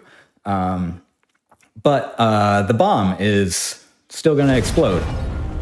Because that's what bombs do. Yeah, we disabled the ballista, but we didn't disarm the bomb. And you might have noticed it was attached to a smartphone. It was a thing. But here we have another time skip. And you'll notice in the background, which we've been seeing throughout the game, chunk of the tower is gone, because that's what happens with bombs. Now, we've seen the save statues throughout the game, and we said that they tell important lore details about major characters. So, of course, we end the game by erecting a statue to Verm. Previously, this was the statue of the king. They tore it down and put up a statue of Verm. Verm being Verm, the first thing he says is, "I hate it, it's gross, get rid of it." And now, as soon as I talk to Siobhan, that will be time. So we can talk to characters and see what's happening. You can see Bree lost an eye. We're not going to do any of that. So right here, time will be in about 5 seconds. Time. Nice run. Thank you, GG's. Now, this game does have a really cool credit sequence, so I'm going to keep going through the text. So you'll be able to watch the credit sequence while Blaze finishes up their run. Mm-hmm. I'm guessing that might be like just over 140 for my time. It was, yeah, at least on our timer, I believe it was just over 140. 141x. That's the Kraken's fault right there. 100% the Kraken's fault. An hour and 20 minutes ago, the Kraken said no. And that's what happened. I'm a little wrong. It's a 140.34. Okay. But still, really solid run. Oh, wait. And then here, Verm, they were asking, like, what do we do with the throne? Verm, do you want to be king? And Verm's like, no kings. Also, my quest is done. I don't need this giant pocket knife anymore. And then we have a really cool song sequence. It might be tough to hear the music and whatnot, but then it's going to go through the credits and all the Kickstarters and all that fun stuff. I don't know if this will look good on camera, but we can wave the thing and listen to the music. This probably looks terrible on camera. I'll stop doing it. That's okay. We can do it in spirit. Let's pull up. Very fun credit sequence for sure. I agree. So, but yeah, I'm headed to the final fights here as well, and should go smoothly. Fingers crossed. Don't get that really bad RNG that QD was mentioning earlier. Oh, yep. All right. I got your stream up now. Yeah. So here, the key to this fight is Siobhan gets that bonus 25% damage if Siobhan is at full health. Now, as you saw, the hands get 2 attacks. And so there is a 1 in 4 chance for each hand. I'm assuming they're equal chances. I don't know that for sure. But a 1 in 4 chance that each hand can attack Siobhan. Now, for one hand to hit Siobhan is a 44% chance. You can heal that and kind of recover. But if both hands hit Siobhan, which is a 6% chance, a 1 out of 4 times a 1 out of 4, Siobhan dies. And as you've seen, we stack everything on Siobhan. So without Siobhan, the final boss we might be able to grind it down, but will probably kill us. But you have the Scutum attached, right? So you're not. Yeah. So I have a slightly different build that I use for this. So Siobhan will not die in my fight if that happens. But it's still going to be very slow. So I'm hoping for what happened with QD's fight. You might actually have a chance at a PB here, right? No, I had a few fights go sideways earlier, so I'm about 3 minutes off my PB right now, but I'm looking at it maybe like a 147, 148. Oh, okay. Yep, same fight on the gas machine. We worked that. So in the old routing, I used to YOLO that. The gas machine will make everyone tipsy, and so you have a chance to hit and a chance to miss. And I used to just YOLO it and take the RNG until was it you that figured out how to kill the gas machine straight up? I might have been. I was not really involved in the speedrun when the game first came out, but I definitely found a few things once I kind of got involved in it. That may have been one of them, but yeah. So the fun thing with this game is it did change. There was a very active speedrun community for what we call demo percent, which started, I guess, 2019, 2020. And when it released, all of us runners kind of came to the same conclusion. I picked it up like day 1 or day 2 that it released because it was a second submission period, submission to a GDQ 23, I guess, or 24. And so we all came to the same conclusion of what I call Verm stacking, which is Verm can do the cleave and jump up and down a bunch, right? So if we maximize his damage, we'll be able to basically make Verm pogo everything to death. And that worked, and it was fun, but watching that much of a mouse jumping ate a ton of time. And so I eventually rerouted it so that we could stack Shaban instead with the overclocking. And that's where I spent like literal weeks in a spreadsheet in a Google Doc just mapping out every single encounter in the game, which was super fun. And then we kind of left it there. Okay, so Shaban. I got the good RNG. Yep. Yeah, you got the good RNG. Nice. So we kind of left the route there for the last like 2 years or so. And then I picked it up again with fresh eyes when the game was picked for AGDQ, and I rerouted some of the new stuff you saw today. So some of the differences in the routes is kind of what's come up over the last couple of weeks. I'm out of ideas on how to optimize this anymore. Awesome fight. Yeah, that was perfect. So if anyone is looking at this and thinks that, I highly encourage you to come and play with fresh eyes, and if you can find a glitch, fantastic. But anything else that we might be able to optimize and stuff, there is still very much space to improve this run. If anyone can find stuff that we haven't happened to find yet. Yeah. I remember for sure, like, the thing that when I first started speedrunning this game that changed was the Zip Zap potion. That was not in the first couple routes that I did. The first couple runs that I did, and then finding that was like a really big, I don't remember who did that, but that was like a big change that happened after I had picked up the game.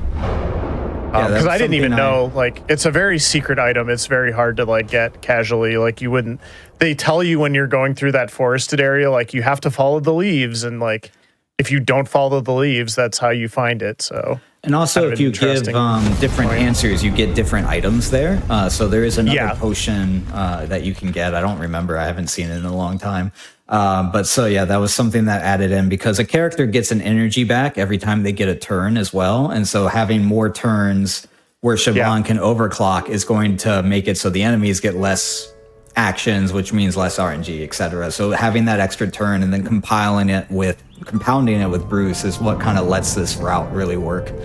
Yeah. And it's perfectly, it's one of those routes, like, if you follow my route, I know for a fact, like, if you do everything correctly, like, you will not lose a run, even if you get the worst RNG.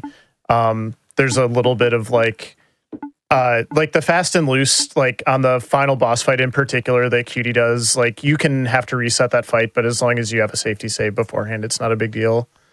Time is coming up for me as well. I'm headed to the throne room now. And time. GG's. Yeah, so the credit secret again. Yeah, I really appreciate that we got to do this. Cutie has really kind of been the premier runner of this game. It's a game that I've really enjoyed, but there's a couple different reasons why I haven't always enjoyed running this game. But I'm really happy that we got to do this, and it's a great game. It's a great speed run. It's a great game to play casually. Definitely buy it if you have the means to do so, and this looked fun to you. It's a really cool little indie. And Blaze is selling himself short a little bit. He's been submitting this to GDQ just as long as I have. I think we've both been submitting it for 2.5 years. And, I don't know that it would have gotten picked if we weren't both submitting it, and the committee being like, okay, there's a community that really cares about this game. So I definitely want to give credit to Blaze for being a big part of that. And he's very, I don't think anyone loves this game and this story more than you do. So that getting to do this with you, at GDQ, was just a kind of foundational core memory for me. I'm so glad that we got to do this, and not only that, we got to do the run, but that we got to do it together, because we had never met before or anything like that.